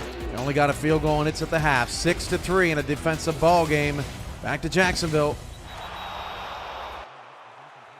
Thank you, Cam, as Dan Daly was the intended receiver on that pass from Tom Pepper. Plenty of purple jerseys in the area. Clay Jones and company had plenty of opportunities at the interception there. Yeah, Pepper got away with one right there, it appears, as that ball was batted up into the air and nearly intercepted Alex Bond, the strong safety, the first one to get his hand on the football, very nearly intercepted by Sakalamano as well as others. Brings up a 2nd and 10 from the 20-yard line. Tom Pepper, a virtually flawless game here tonight in Duval. 5:08 to go here in the third, as he comes out with Robert Redford as the single back under center. Pepper is going to sling it that way to Redford. Comes out of the backfield. Good spin move as he gets close to a first down. Forward progress gets him past the line to gain out to the 30-yard line. I mean, yeah, nice little dump out of the back. Redford has done a fantastic job. I don't think that can be overstated, Eric. Catching the ball out of the backfield tonight, it may not necessarily show up on the stat sheet the same way that we see it. But, yeah, fantastic job by him so far in this football game, catching the ball out of the backfield.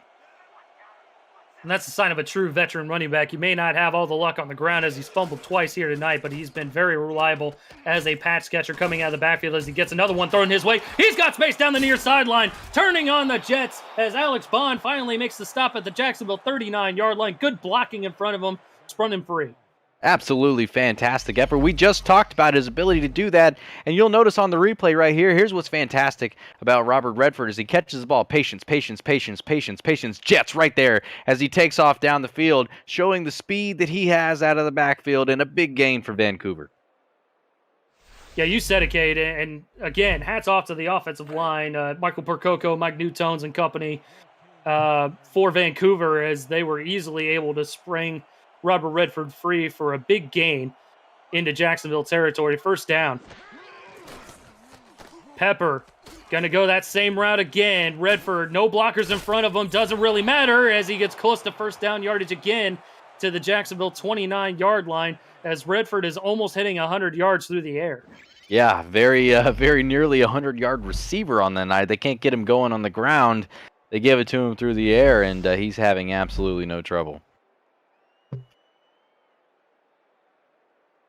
Brings up a 2nd and short. Under 4 minutes to go here in the third, as it's getting to be crunch time here for Jacksonville.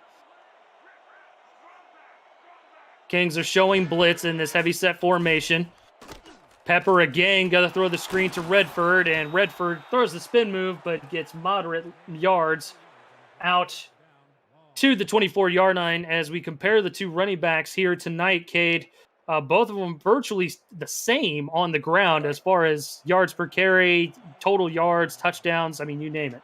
Yeah, coming into this game, very interesting stat that they were as similar as they were. They were incredibly comparable, with Redford having just a couple more touchdowns coming into the game than Jared Willis did, but neither running back really able to do too much on the ground in this game. Redford been a huge threat out of the backfield in the passing game. Jared Willis has had a couple opportunities himself. Unfortunately, the running game abandoned a little early for Jacksonville as they found themselves in a big hole. But yeah, very comparable running back situation for both of these teams. 2nd down after the no gain by Redford, and he's going nowhere for a 2nd play in a row. As the Jacksonville linebacker core getting in there, making the stop, Clay Jones and company, able to knock him down for no gain. Yeah, Clay Jones sniffed that one out before the ball was even snapped, coming through full speed, untouched through that defensive line, making contact once again at the line of scrimmage with the running back, Robert Redford. Keenan Samuels in there as well, bringing up a 3rd and 10. Pepper with the play action. Pressure coming. He's going to go down. Tyquan Hale able to get the sack, backing him up to the 30-yard line of Jacksonville, and we will see a field goal attempt here for Vancouver.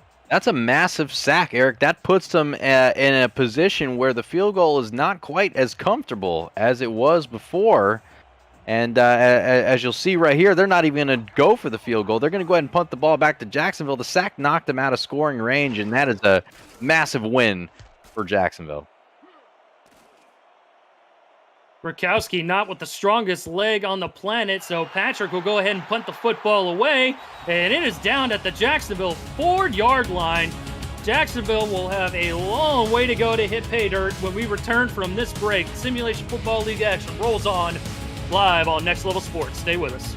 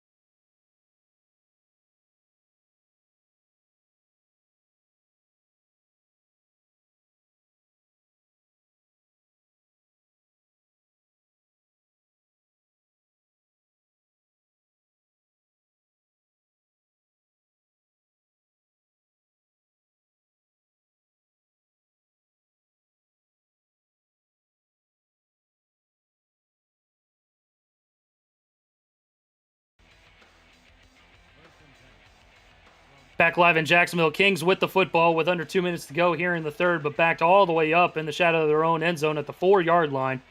1st and 10 for Jacksonville. Christensen going to throw it over the middle. He's got Ken Gossett for first down yardage out to the 18-yard line. Cade, I would not be surprised for the Kings to throw a little no huddle into this action here. Yeah, honestly, I think it could work heavily in their benefit if that's something that they looked into. And that's exactly also, Eric, what they needed to start that drive is a nice 12 to 15-yard play to get going and get out of the shadow of their own end zone. They now have a little bit of room to work with at their own 18-yard line.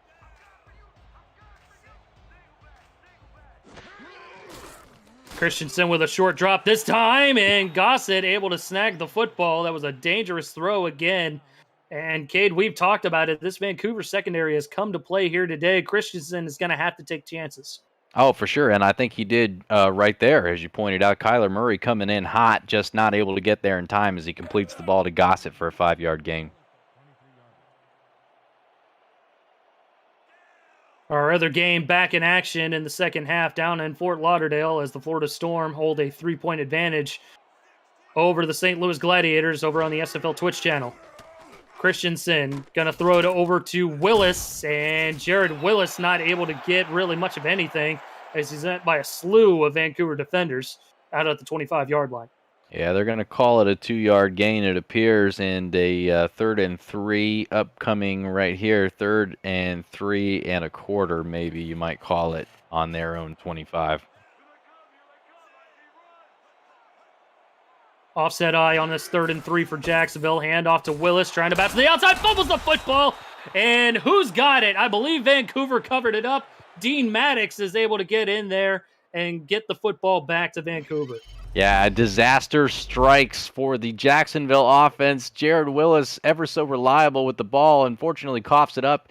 And, I mean, not very often you see a football bounce right into your arms. I imagine Dean Maddox, caught by surprise, gets that one and cradles it, and they take over, does Vancouver, with amazing field position at the Jacksonville 27-yard line. Mark Lopez forcing the fumble with the forearm shiver on that play, decleating Jared Willis and setting the Vancouver offense up with great field position here at the 27-yard line, like they even needed it, as Robert Redford finally able to burst through and get a gain of 6 out to the 21-yard line. We're going to send it to SFL Studios to Cameron Irvine for a game break from Fort Lauderdale. Play of the Year candidate, possibly. Play of the Year candidate, Mike St. Green. What'd you think of this one? Hey, great play, Cam, from Christian Brown right after Marcus Agrippa just pinned these guys deep with a punt. Christian Brown drops back, finds Field Costin, an amazing one-hand catch in the driving rainstorm, breaks a couple tackles, goes all the way in for the touchdown. St. Louis goes ahead 10-6. Wow. Gladiators up 10-6. Back to Eric and Cade. End of quarter there. Okay, so he was just showing off on that one. Like, just the one arm in the breadbasket. I'll just dispatch these last two defenders in the rain, no problem. End of quarter here in Jacksonville. The route is on in favor of Vancouver. Get your fours, get your 86s up in the chat. We got one more quarter of action following the break. Simulation Football League action rolls on Next Level Sports. Stay with us.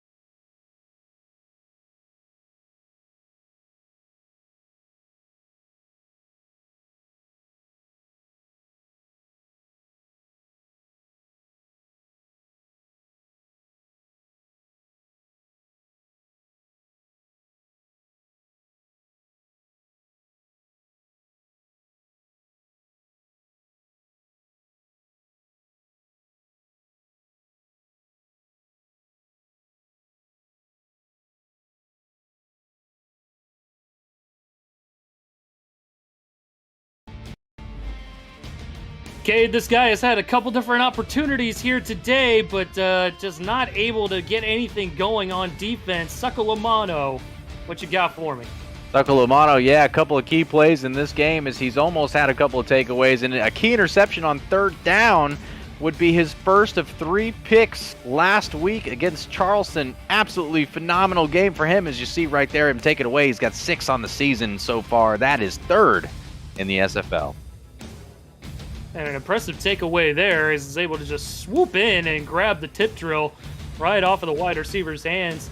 He just hadn't had a whole lot of opportunities here in this ball game. Vancouver just pouring it on from start to the 4th quarter where we are now. Eric Benson alongside my best friend, Cade Stevens. And we've got Jacob Clear and Eddie Gage in the stats truck giving us all those saucy statistics. Into the SFL red zone, play action. Tom Pepper in trouble. He's going to throw it out to Redford, trying to get the wheels going. And he gets a gain of maybe a couple out to the Jacksonville 11. Yeah, that quarterback comparison you see right there is just a tale of the tape, as some might say. Not really even in the same kind of category, but Pepper has absolutely owned this game so far. Under pressure on that one, dumps the ball off. Pepper, 7-step drop. He's going to throw it back in the end zone. Incomplete. Good coverage out there by Bernard Gooden, able to bat the football away. Brings up 3rd down. Yeah, Gooden's had a couple of really big plays so far, preventing touchdowns in this game. He also got beat for one by Kendra Hall a little earlier on, but doing a fantastic job on the backside of that Jacksonville defense.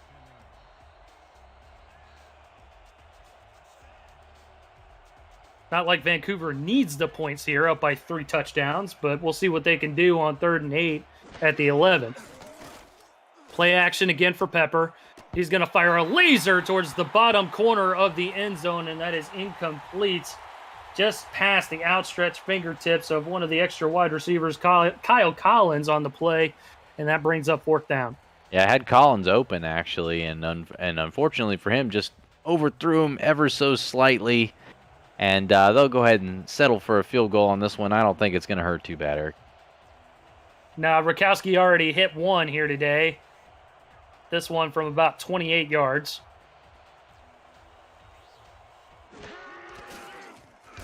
Gets the snap down, and the football is up and through from 27 yards officially.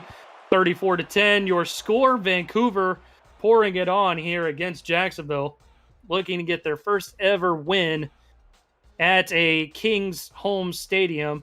They were the Tallahassee Pride at one point in time, played a football game against the Legion in Tallahassee, didn't win that one, played a couple of them since, a few of them since, could never win here in Jacksonville at Kings Lair. Looking like that might change here tonight as Rakowski boots the football down the field to Mike St. Green. Fields the football at about the 15-yard line, trying to find a hole in the special teams zone, and makes it out to the 37-yard line. Good return for Jacksonville. And Cade, 10 minutes, 17 seconds on the clock. Any chance here? Well, Eric, I won't lie to you. It's not looking real good. I think if Jacksonville really wants a chance, they got to get down the field and score very quickly on this drive. 7 points or bust. This is officially 4-down territory for them. I'd like to see a little bit of no huddle incorporated. Tend to agree with you there, as Christensen is going to fire a deep one right away, and Ken Gossett not able to come up with it as it was just a little bit too high for him. Good throw, though, by Christensen, just not on target. Yeah, I don't hate the play call at all, to be honest with you. I think that was a very nice call. Ken Gossett did a good job getting just behind the defense, just a tad high for him as he tries to go up and get that one, and they will live to see 2nd and 10 here.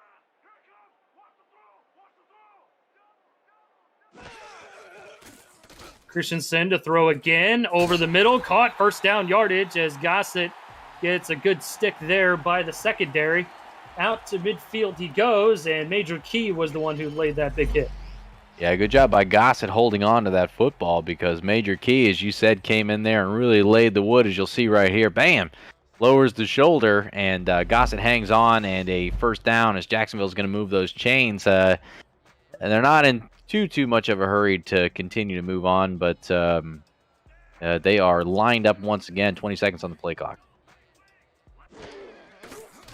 Christensen, short drop, sidearms it over the middle, finds Gossett for a 9-yard gain out to the 41-yard line. The SFL broadcast team, we are looking to add new talent to our ranks of broadcasters.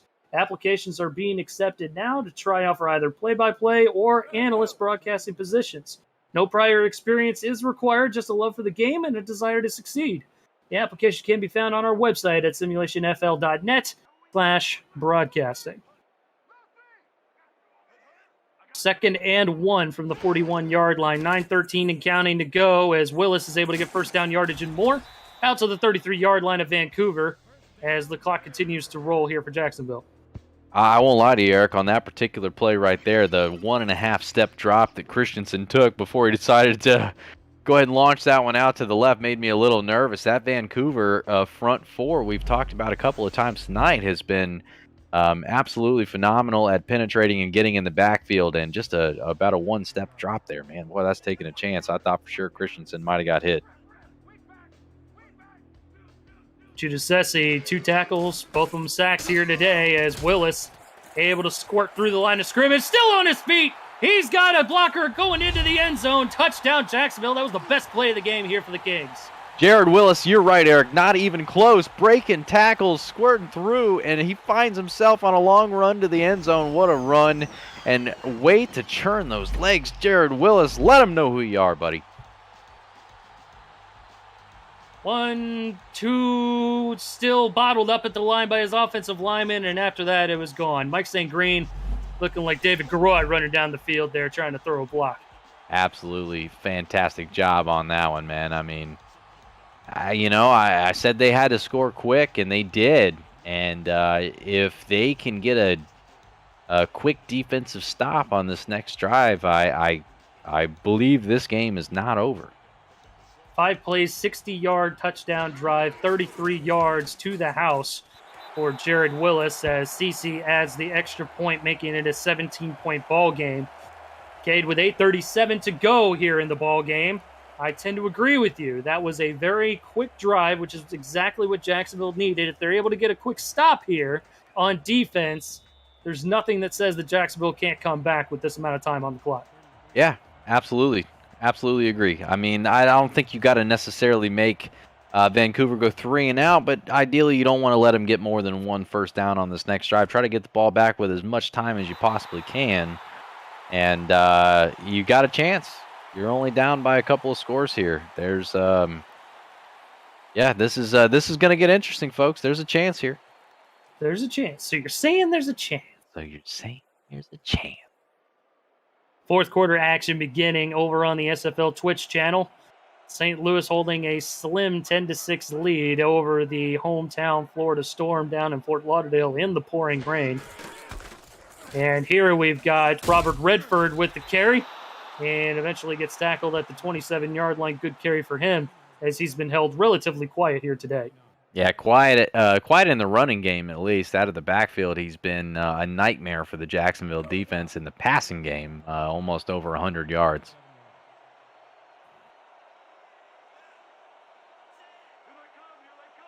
Heavy formation here for Vancouver as the clock continues to roll. Pepper, we've seen this play a lot as he tosses it out to Redford, has plenty of space and able to get the first down out to the 34-yard line. Jacksonville has had no answer for the screen game here today, and Redford has just been piling on the receiving yards, over 100 here tonight. Yeah, that's where he's made his hay most of the night, Eric, as you said, goes over 100 on that particular play. It's almost about that time, I think, that Jacksonville's got to think about just sticking a linebacker on him and calling it a day, because he's like I said, is making hay out of the backfield. Yeah, got to put a spy on him at this point if you want to slow him down. As Redford trying to bounce to the outside, Jacksonville's defense ready for it as they make the stop at the 35-yard line. This is the all-new SFL League website at simulationfl.net for info on how to create a player to join our community, the league, and the teams that play in it. There's also links to apparel, helmets, and a comprehensive history of the SFL. It's over 1,400 games, and it's thousands of players who have hit the virtual field. The SFL, we put the fan in fantasy. 2nd and 9 from the 35.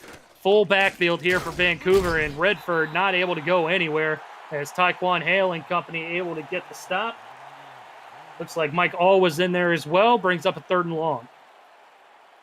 Yeah, good stop right there. This is the stop they need right here, Eric. This is a massive third down if you are Jacksonville. Yeah, this is it right here as we creep inside of the 7-minute mark. Inside of 7 minutes to go. Pepper with the play action. He's going to gun one deep. He's got a man. First down out to the 35-yard line. Brett Killian, who had a very huge first quarter and is still pouring on the stats here tonight. I mean, who else would it be? But Brett Killian, Tom Pepper, under duress, is able to get the ball downfield with decisiveness. His big play wide receiver, Brett Killian, absolutely fantastic job by him. And, I mean, we just saw it flash a moment ago. Pepper averaging a 101.3 QBR on the season. He's got 132.1 this evening, and that's number one in the SFL with that 101.3 that he's averaging. Tyquan Hale able to make another stop in the backfield. A big loss of 4 on the play. We'll see if that even matters, as the passing attack for Vancouver has been on point here all game long. Under 6 minutes to go here in the fourth. Offset I formation. Jacksonville stacking the box, anticipating a run. They're going to get it from Redford, and he gets maybe a couple back on the play. They'll mark him down at 36. Brings up 3rd and 11. But, okay, they had a 3rd and 10 on that last little set of downs. PK-12 was able to extend the drive in a big way. Yeah, Eric, there's not a ton of teams out there that you don't worry about 3rd and longs on, and Vancouver has shown to be one of those few teams that when it's 3rd and 14, 15, 16, you don't tend to worry about the ability to get first down because they can make it happen. Pepper trying to make it happen again, and he does! Down at the 11-yard line, PK-12 coming up big once again. Brett Killian, I mean, the guy's having a night. He had a massive first half of the first quarter, went quiet for a little bit, and in the fourth quarter, once again, is showing up big time. Beautiful ball thrown by Pepper. Outstretching his hands is Brett Killian, able to make the catch, and just about made it a 1st and goal. And this is not what you want to see if you're Jacksonville. No, Jacksonville, it feels like it's starting to slip through their fingertips, their opportunity to get back into this one. Pepper again will throw. He's going to sidearm it over to Redford. Not able to get away from Michael Sprouse. Great open field tackle, knocking him down at the 7-yard line. Yeah, big hit by Sprouse trying to potentially knock the 3rd ball out of Redford's hands this evening. Couldn't do it right there, but big hit nonetheless. I apologize. That was actually Bernard Gooden on that play.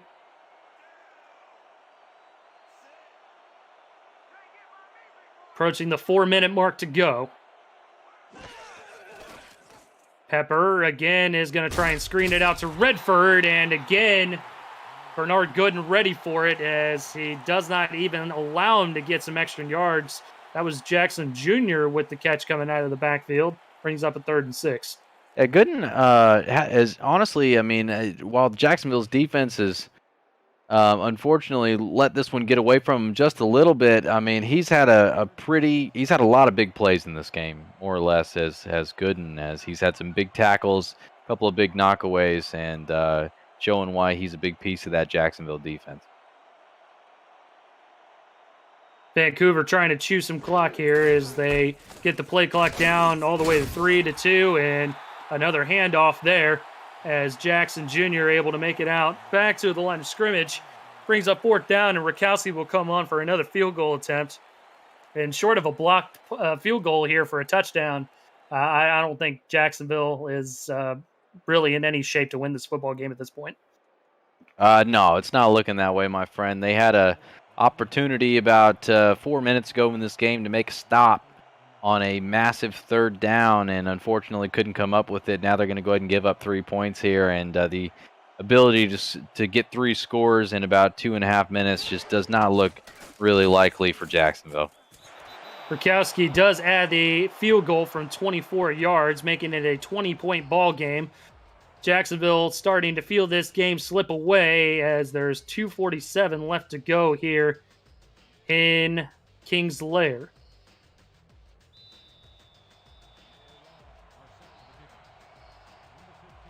And all game long here in Duval County, Vancouver has had their way.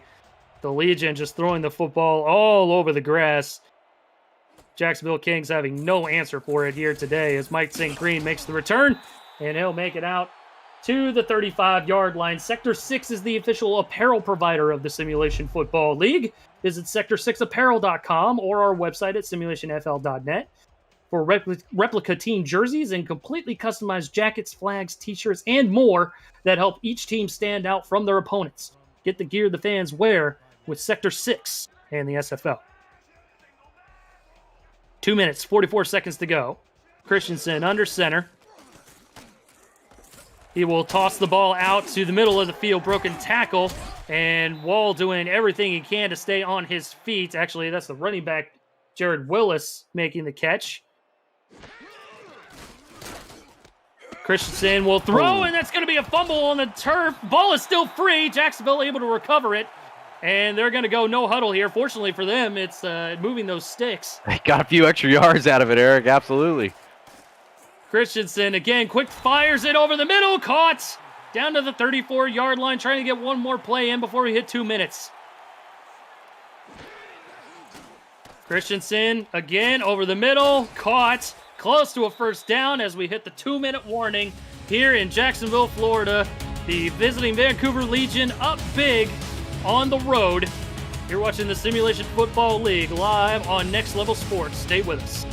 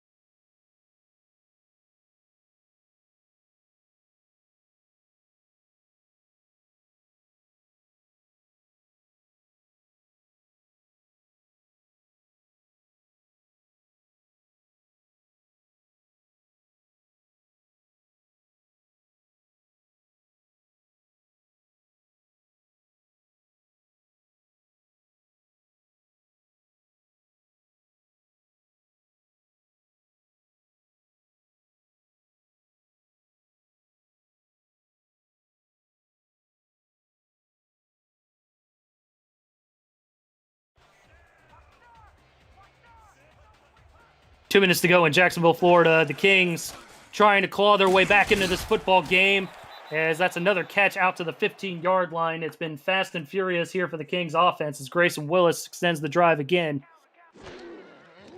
Christensen going to throw it out to Jared Willis, who bobbles the ball, and it falls to the turf incomplete. We've got an update from SFL Studios. Cameron Irvine's got it from Fort Lauderdale. What do we got, Cam? Thanks, Eric. Florida is in front. Yeah, Cam, Florida literally trying to weather the storm here. Ron Cochran drops back and finds J.W. Doyle on the post route here. Florida comes back, takes the lead right now, midway through the fourth quarter, 13-10. St. Louis has the ball, and bonus coverage of that game comes your way after. So Florida taking the lead, holding a slim advantage in the fourth quarter. Here up just a little bit north is Jacksonville, who gets into the end zone. Touchdown, Grayson Willis. Might be too little, too late, Cade, in garbage time. Yeah, I think you're right there, Eric, unfortunately. But what a fantastic throw and catch from Christian Christensen to Grayson Willis, who finds his way to the corner of the end zone and hauls that one in. Yeah, somehow got past the defense. Not to the point where I think they put in the second team yet. Looks like they might have a couple second-team defenders out there, but yeah, nonetheless, Grayson Willis able to spring free, score the touchdown, and hopefully make this a 13-point ball game off the foot of Anthony Cece.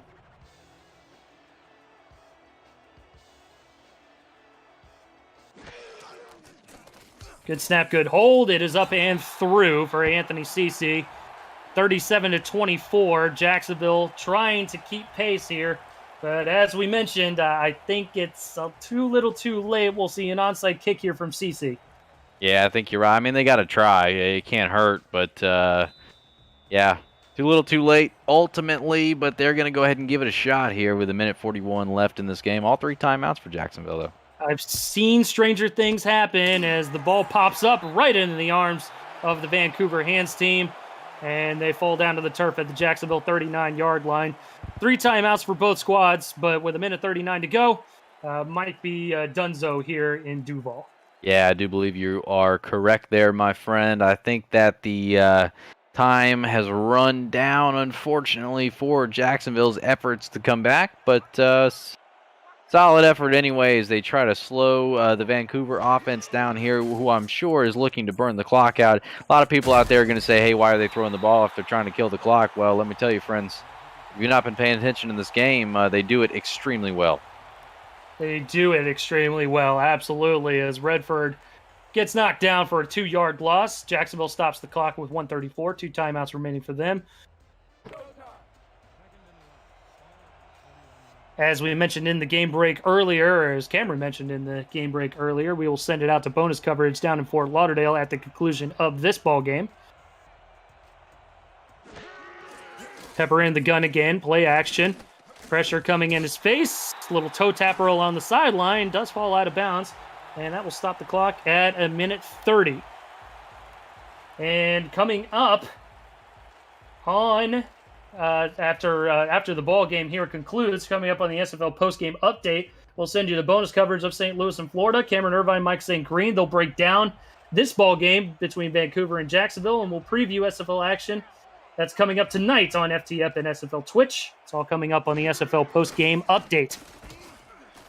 Pepper in trouble, fumbles the football, and it's picked up by the big man. Rumbles forward to the 41-yard line. Jacksonville burning their second timeout. And, man, where was that all game? Yeah, that's what I'm wondering. Taekwon Hale, the big defensive end, getting in there. He's made a couple of really big plays in this particular game so far. Had a little help from the defensive end, Mike All, as well, as they converged on Tom Pepper, knocked the football out. And, yeah, man, I'm with you there, Eric. They could have used that, back in maybe the second quarter.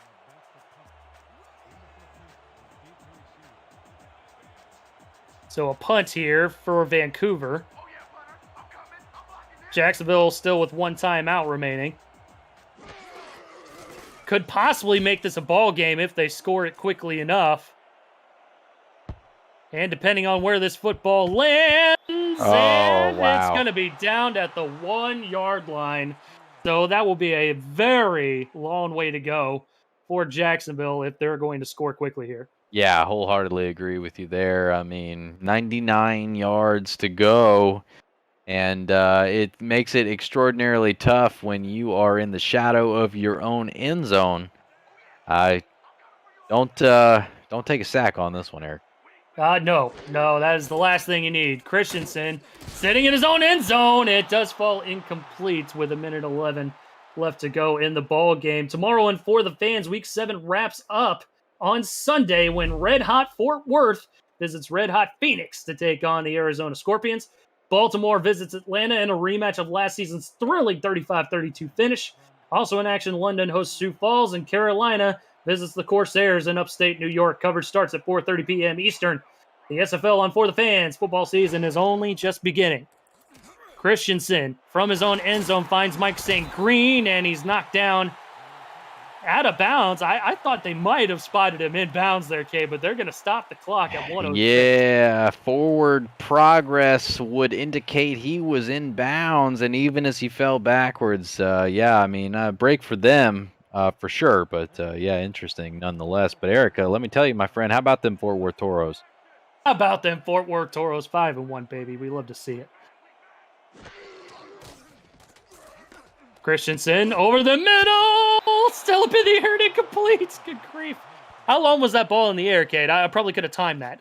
I felt a couple ticks of my life disappear as that one felt like it hung in the air for ages and probably should have been intercepted. 3 different guys had a shot at that one. And this is definitely going to be the ball game here. 4th and 3 from the Jacksonville 8. 1:02 to go. Jacksonville still with 1 timeout. Christensen going to throw it out to Jared Willis. He does have the first down, and he'll get tackled out of bounds at the 15-yard line with 57 seconds left to go.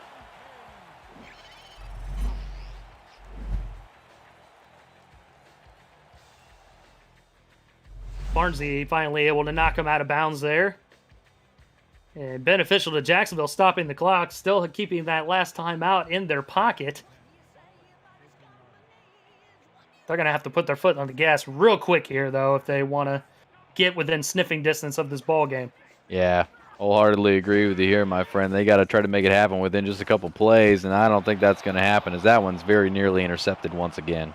Very nearly intercepted. Falls to the turf. 54 seconds now on the clock.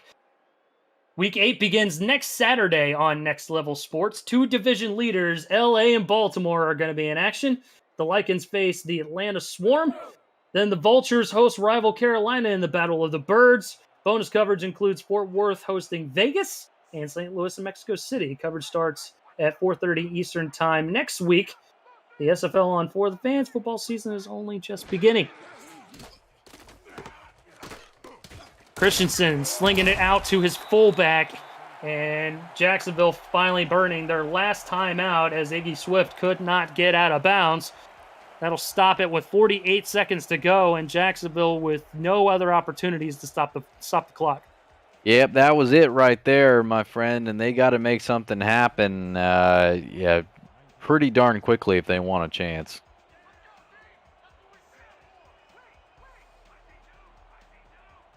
Third and 6 from just shy of their own 20-yard line. Christensen going to sling it out to the fullback again.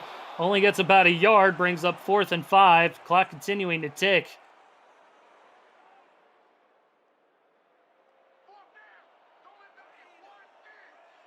And Christensen's going to change the play at the line, just costing him more time.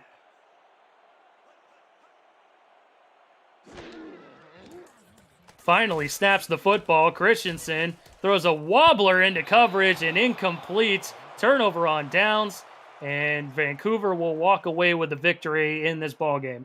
They are a kneel down away from, as you said, Eric, walking away. This will be their first victory in Jacksonville. As coming into this game, we talked about them not having a victory. Jacksonville led the all-time series 3-2 coming into this. It will now be tied 3-3 between Jacksonville and Vancouver.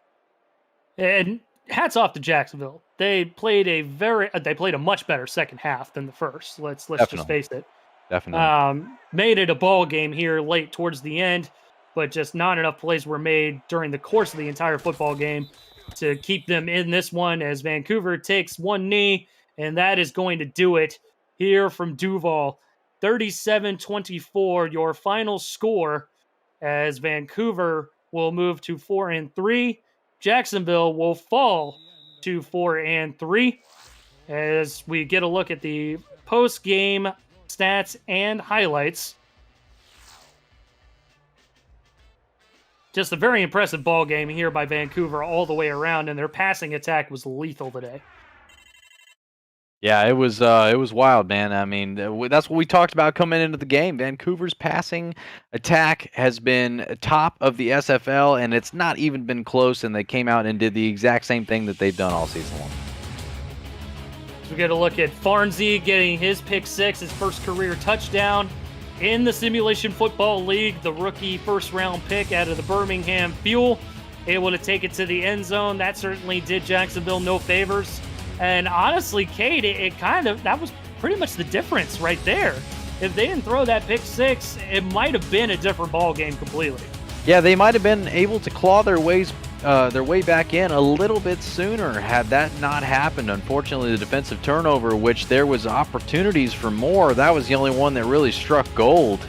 Was that particular one to Farnsey, who almost had a couple sooner in the football game. You're absolutely right, Eric. That was the difference, along with several other things. I mean, we can say it 100 times over how many times hey, if this goes this way or this goes this way, this could be a little different.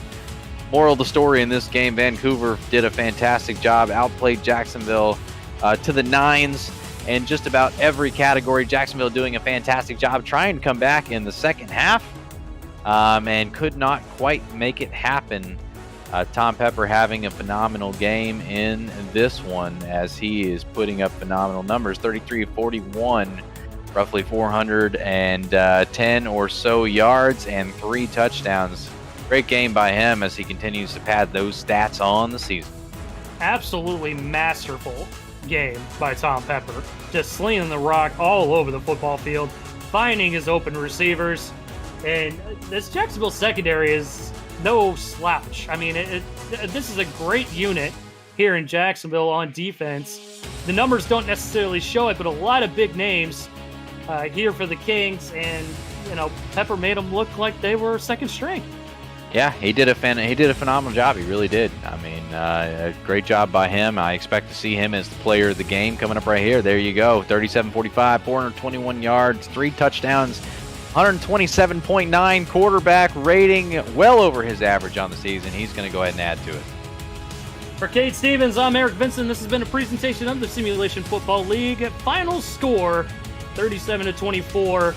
In favor of the Vancouver Legion. We'll now send it to Jeff Melanishin and Charles Doherty for the conclusion of Florida and St. Louis down for Fort Lauderdale. Take it away, guys. Their team and how many seasons they have been in the league. It's probably one of the more veteran-laden teams that we have. And Florida now up 27-10, and now for St. Louis, it's just getting right for next week. And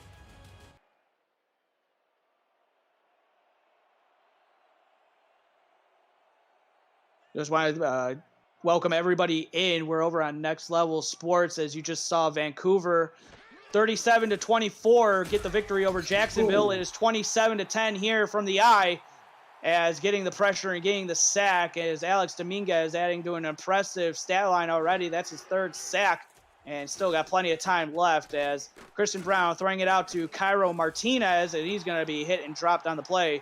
And the timeout, they're second, so they got 1 left. Upcoming for the Gladiators.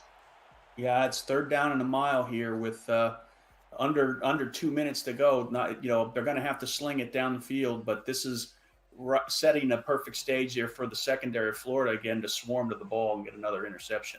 1:29 left to go in the 4th quarter. I'm Jeff Melanishin. Broadcast partner for tonight is Charles Doherty, stats team of Tom Rahman and Rochelle Colston, as Cairo Martinez with the carry. He's got one man to beat to the 40 and brought down from behind at the 38. Wow, I thought he was going to take it to the house. That was a great tackle there. Touchdown saving tackle. They needed that little spark, but again, the clock is not their friend. So the 12th carry for Cairo Martinez and his longest run of the evening. As we started in the afternoon, but the rain started to pour, and now we're into the evening here in Fort Lauderdale, Florida. 27-10, courtesy of 21 unanswered points for the Storm. A receiving touchdown and rushing touchdown by J.W. Doyle, and then a long 67-yard completion to E.J. Minson to put the nail in the coffin. So 1st and 10. Brown will fire it to Martinez out of the backfield, and he's going to be hit and dropped for a no gain on the play. Yeah, the halfback swing passes aren't going to cut it at this point. 2nd and 10. 3 down defensive lineman. Brown throwing it across, but it's going to be batted up in the air and intercepted on the deflection. Man, that's a tough area to throw. Looks like they had most of their defenders there in the center. and it was a nice tip drill, and made St. Louis pay for it. That's the second interception now for Christian Brown, who's been playing not necessarily lights out, but playing very well for a rookie the first 3 quarters. It's unfortunate that they had to get those 2 interceptions here in the fourth. I'd be lurking with the interception. And now it's going to be the victory formation, the best formation if you're the winning team, as Ryan Cochran takes a knee with 56 seconds left to go. Wow, I mean, again, the score 27-10 is not indicative of the way St. Louis played all game. It wasn't consistent in the fourth quarter. They played three quarters, toe to toe with Florida. But again, you're going up against a veteran team like that. You gotta keep being consistent late in the game. Meanwhile, Florida will take on the DC Dragons next week, and then for St. Louis, both teams are going to actually be on the road. But St. Louis has to travel to Mexico City to take on the Aztecs. As another kneel down with 15 seconds to go. Yeah, I'm also amazed at the number of throws on both sides, and we got 38 attempts for Brown on St. Louis and 39 for Cochran in this crazy weather. Well, St. Louis has handed their first loss on the road this season. They were coming in 3-0, but the Storm put a kibosh to that. And then, meanwhile, the Florida Storm, they win their 5th home game of the season. They are 5-0 at the eye. All right. So, Charles, just give the viewers watching just a little bit of what you saw throughout this game. Very defensive in the first half, but then the second half, especially in the fourth quarter, it was all Florida Storm. Yeah, tight game for 3 quarters, but it started with J.W. Doyle, the fullback of Florida. He really caught fire in the fourth quarter, and the entire Florida defense and offense used that to just pile the points on. 21 unanswered points in the fourth quarter, and St. Louis didn't have anything to any way to answer to that. There were a couple injuries on the St. Louis side in their secondary that proved troublesome in the second half. But again, you got to give credit to the Florida offense, and specifically you got to give credit to fullback J.W. Doyle for really igniting them and getting 14 points on his own. And then all of a sudden the turnovers just started to collapse the Gladiators' attempt to steal a victory again on the road. And you have to really give credit to Florida. They withstood the pressure that St. Louis was giving to them, but also St. Louis, it can also be just missed opportunities with all those punts that between when they scored that touchdown to Phil Koss and then just the rest of the game. They just couldn't do anything after that. Yeah, I mean, the first half they had 3 sacks on, first 3 quarters they had 3 sacks on Cochran and 2 interceptions. But you got to keep your foot on the accelerator, especially against the likes of Ron Cochran and the rest of the vets on Florida. And it's unfortunate, but Florida made them pay in the fourth quarter.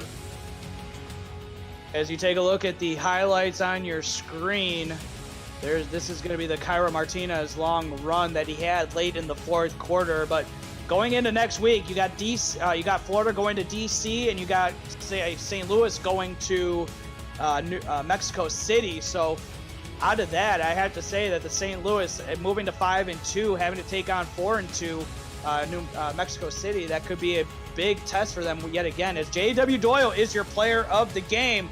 So on behalf of my analysts, Charles Doherty, Ray Colston, and Tom Rahman on stats, and executive producer Cameron Irvine, I'm Jeff Melanishin, and this has been a presentation of the Simulation Football League with the final score yet again. It's the Florida Storm on top of the St. Louis Gladiators. After this commercial break, we'll send it back to SFL Studios for analysis and what's next after these messages. Stay tuned. Clear for 4. Nova is a full gym in your hand. Enables you to work out where you are right now and enjoy the same benefits without the weight. Power pad. Yeah, we got about 5 minutes to play with coming back. Home, the office. Build and sculpt your chest, back, arms, core, and legs. And transform your body with Nova. Healthy fruits and veggies every day.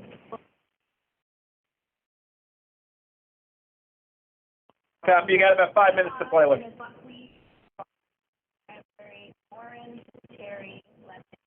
Introducing Grown American Superfood, certified USA organic whole food.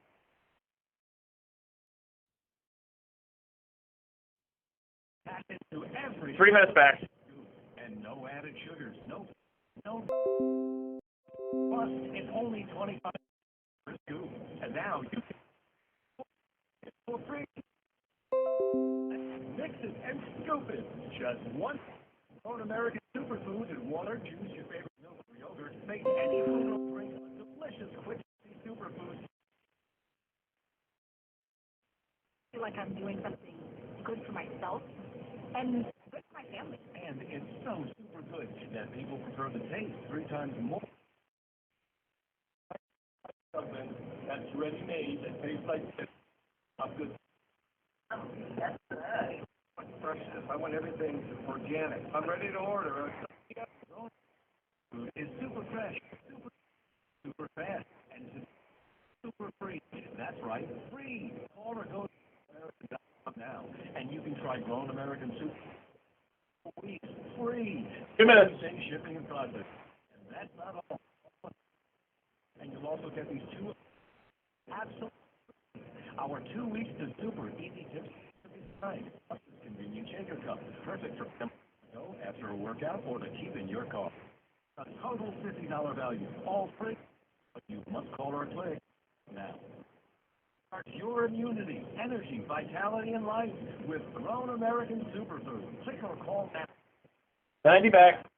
Fans are gearing up at Fanatics.com, the world's largest collection of officially licensed fan gear from all the leagues, teams, and players you love.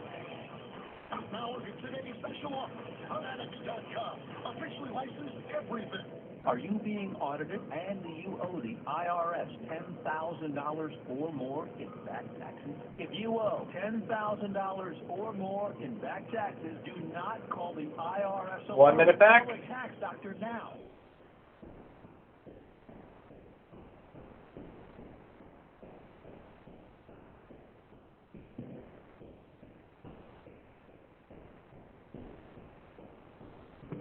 Five.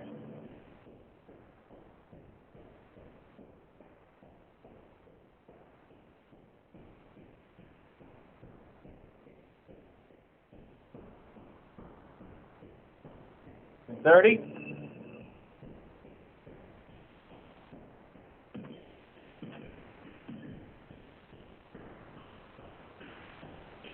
20. 15.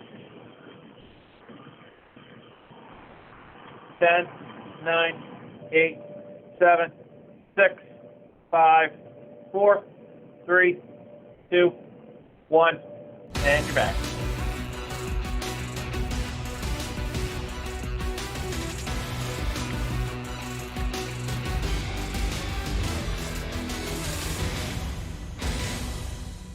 Welcome to the SFL's post-game update with Mike St. Green. I'm Cameron Irvine, wrapping up the day here of action on Next Level Sports. And we start with the Jacksonville-Vancouver game. Mike, tough game for the Kings. Vancouver bounces back off a 3-game losing streak, and they showed what they were worth today. 37-24, your final takeaways from that. Yeah, huge win for Vancouver. They needed to, get off of that 3-game losing streak. Big game today for Tom Pepper, 421 yards passing, 3 touchdowns. But the key this week, no interceptions, no turnovers. And that was a big key to this game here today. In Fort Lauderdale, just a little south in a big mess of rainstorm. Florida down 10-6 in the fourth quarter. Fourth quarter scores 21 unanswered to keep their division lead, separate themselves further from the rest of the pack in the Atlantic. Gladiators have lost 2 straight. What matters more, Mike? Florida taking the lead or St. Louis now 2 in a row on the L column? I think that St. Louis going, losing the 2 games in a row, considering their history. They've got off to this 5-0 start. Now they've lost the last 2. Now maybe they're wondering, was the 5-0 start a fluke? Can we bounce back? If I'm St. Louis, I'd be a little concerned right now. Hopefully we can stop this streak next week.